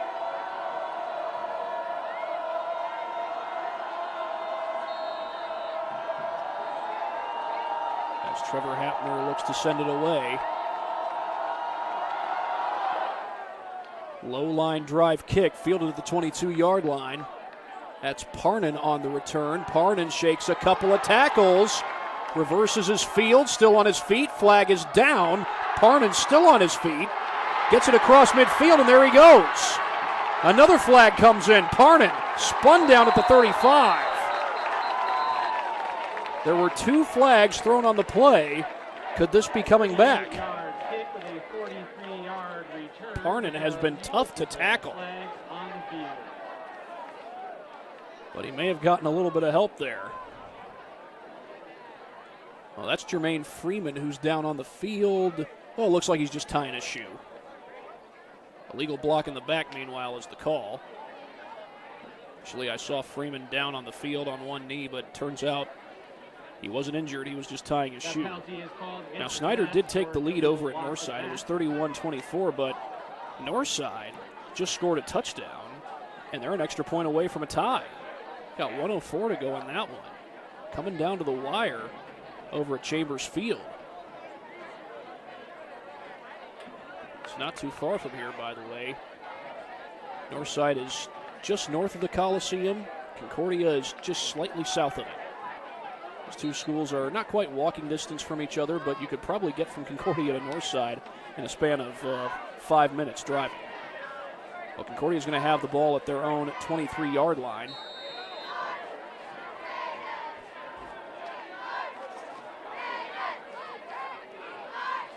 Make that their own 33-yard line.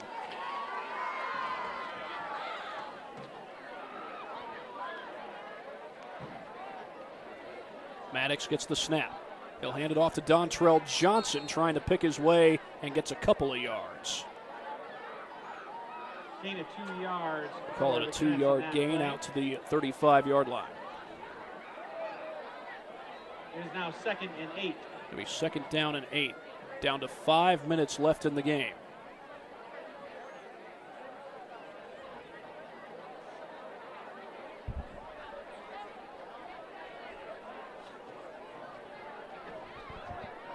(42-20) in Concordia's favor. Johnson gets the call again, straight ahead.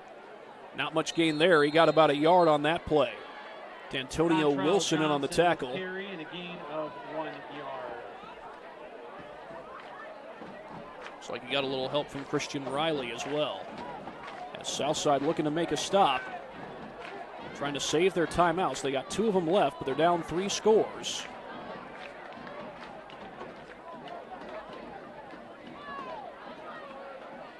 Here's Maddox rolling to his right, throws on the run, has a man, diving attempt, incomplete. Xander Pratt went to the ground trying to make the catch, but could not haul it in, and it's 4th down. Southside forces a punt, and the incompletion stops the clock with 4:12 to go. And by the way, an update for you, Northside has taken the lead over Snyder 32-31. They went for 2 after the touchdown.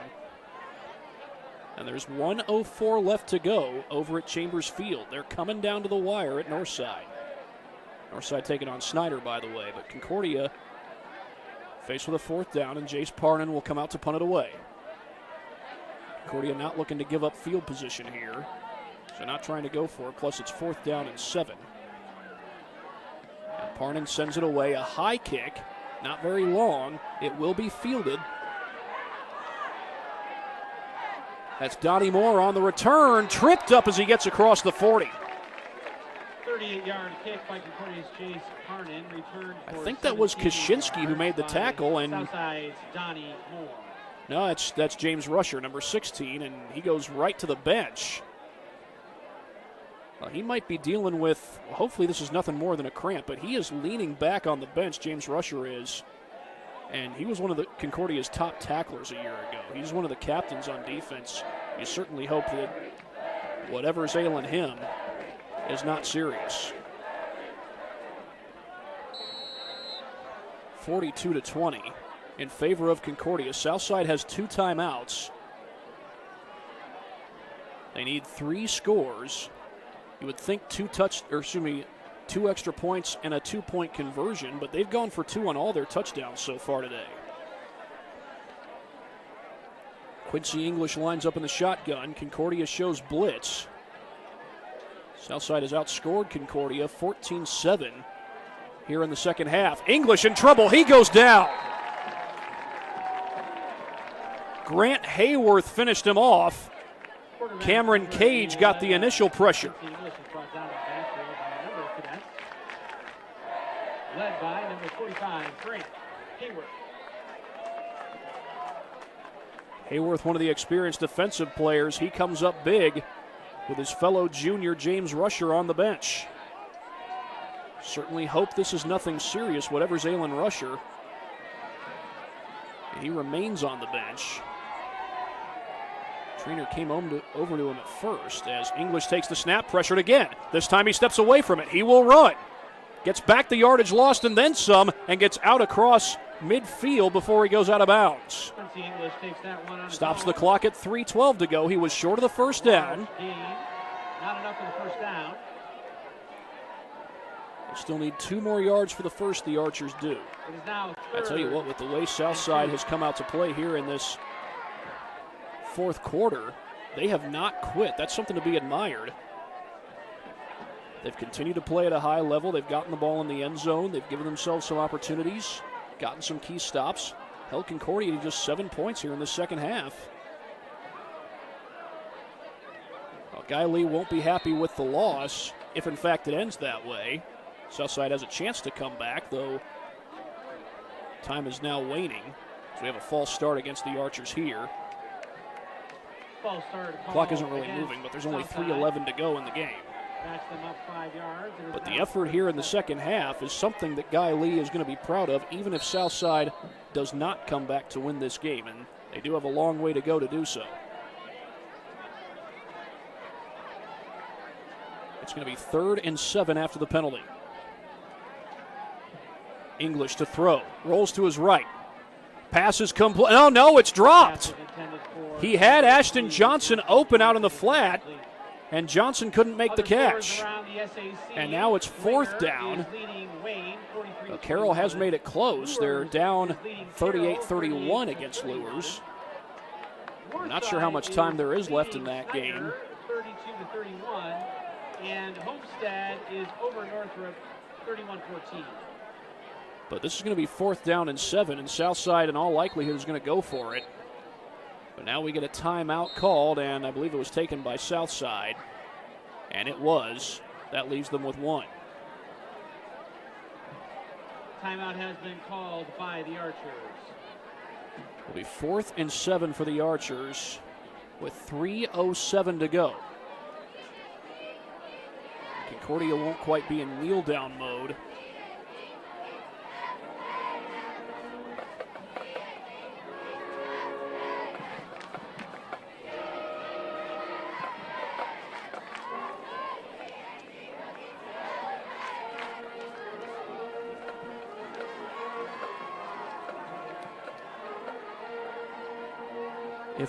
If Southside does not get the first down, Concordia won't be in kneel-down mode. But Southside has 7 yards to go to move the chains.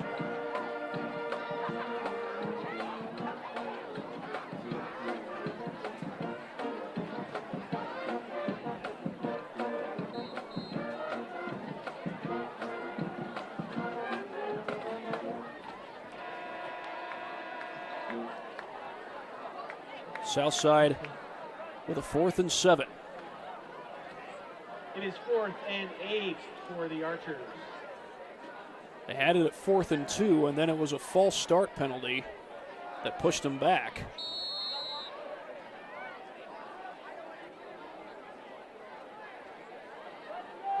As English goes out of the shotgun, awaits the snap, gets it, looks to throw. Running out of time, steps up, and he's going to go down.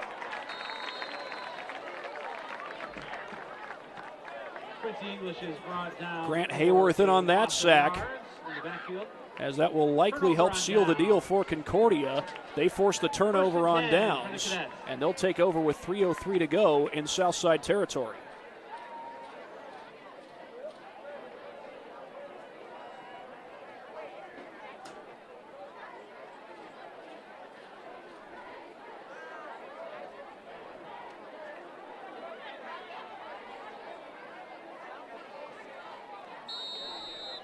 Concordia gets the ball at the 42-yard line.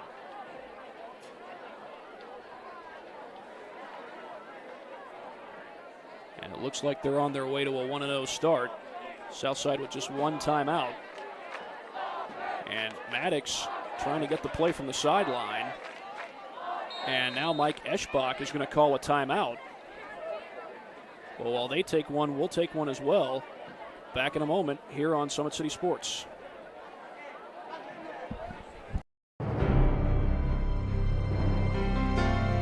You're good at basement basketball.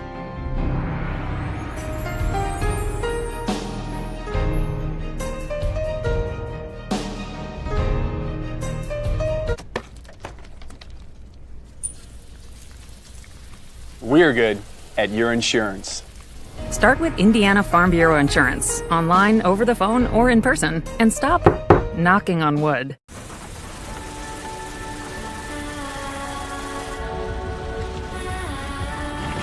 You're good at keeping the car clean.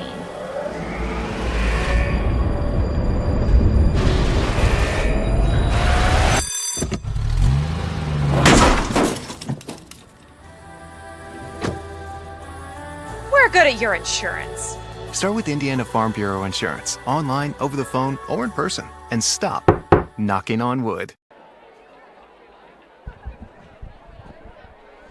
Welcome back. That was Dontrell Johnson getting the carry there, a 6-yard carry for the Cadets as the clock continues to move, and Concordia.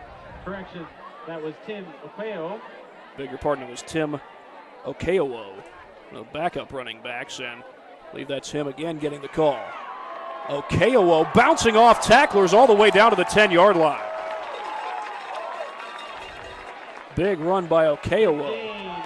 That'll stop the clock as they move the chains. 2:27 left in the ball game. Concordia up 42-20, so Okeowo getting some minutes in closing time here for Concordia.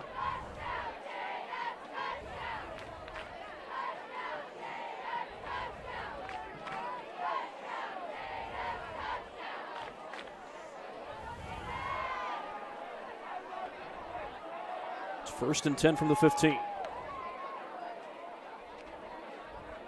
Snap to Maddox. He gives it to Okeowo off the left side. Okeowo up near the 5. And looks like he may have the first down. We'll see where they spot it. Looks like the Cadets are just shy. Going to mark him short the first down marker. by about a yard. Clock continues to move, so 2nd and 1. they do not move the chains. They're coming down to the wire over at Northside. I'm not sure if that game's still going or if it's gone final. Right now we show a score of 32-31, but here we show a score of 42-20 in Concordia's favor.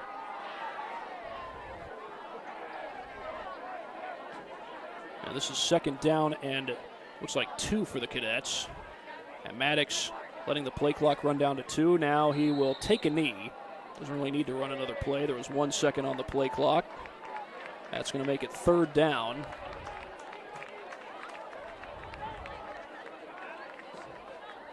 And honestly, Maddox will only have to do that 1 more time, and then he can let the clock run out. And Eli Maddox is going to get his first win as a starting quarterback for Concordia. Started 2 games last year. The Cadets lost both of those, 1 to Homestead, 1 to Snyder. And there Maddox takes the snap, and the 40-second play clock means that he will not have to take another snap. The clock was at 33 when he took that knee, and Concordia has won this game by a final score of 42-20. They will go to 1-0 in the regular season. Southside will fall to 0-1.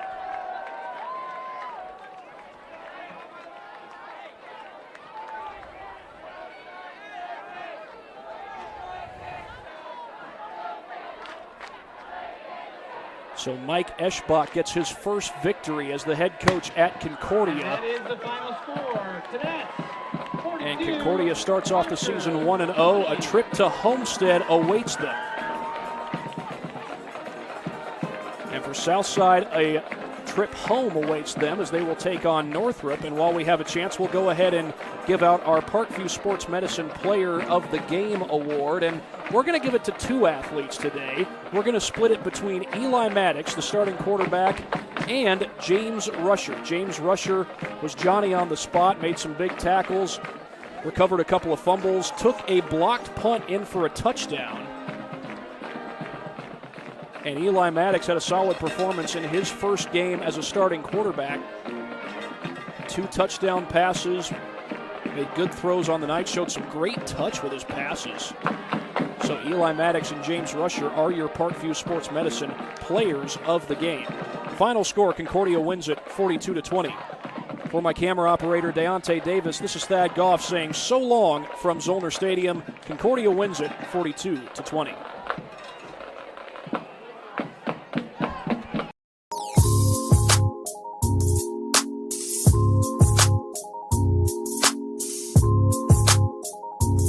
There are tons of benefits to using compression therapy, but my favorite are speeding up muscle recovery, reducing swelling and inflammation, and improving my athletic performance.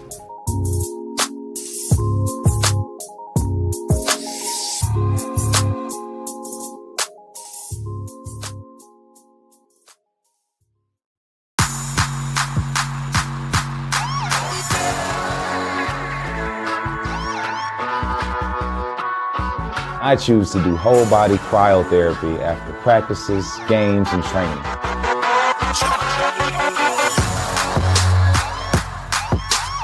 It reduces inflammation in my muscles and allows me to move more agile throughout my profession. I became a believer in iCryo after my severe injury in college at Notre Dame, tore my ACL, and I was looking for ways to recover, ways to get back on the field. So I'm thankful for iCryo.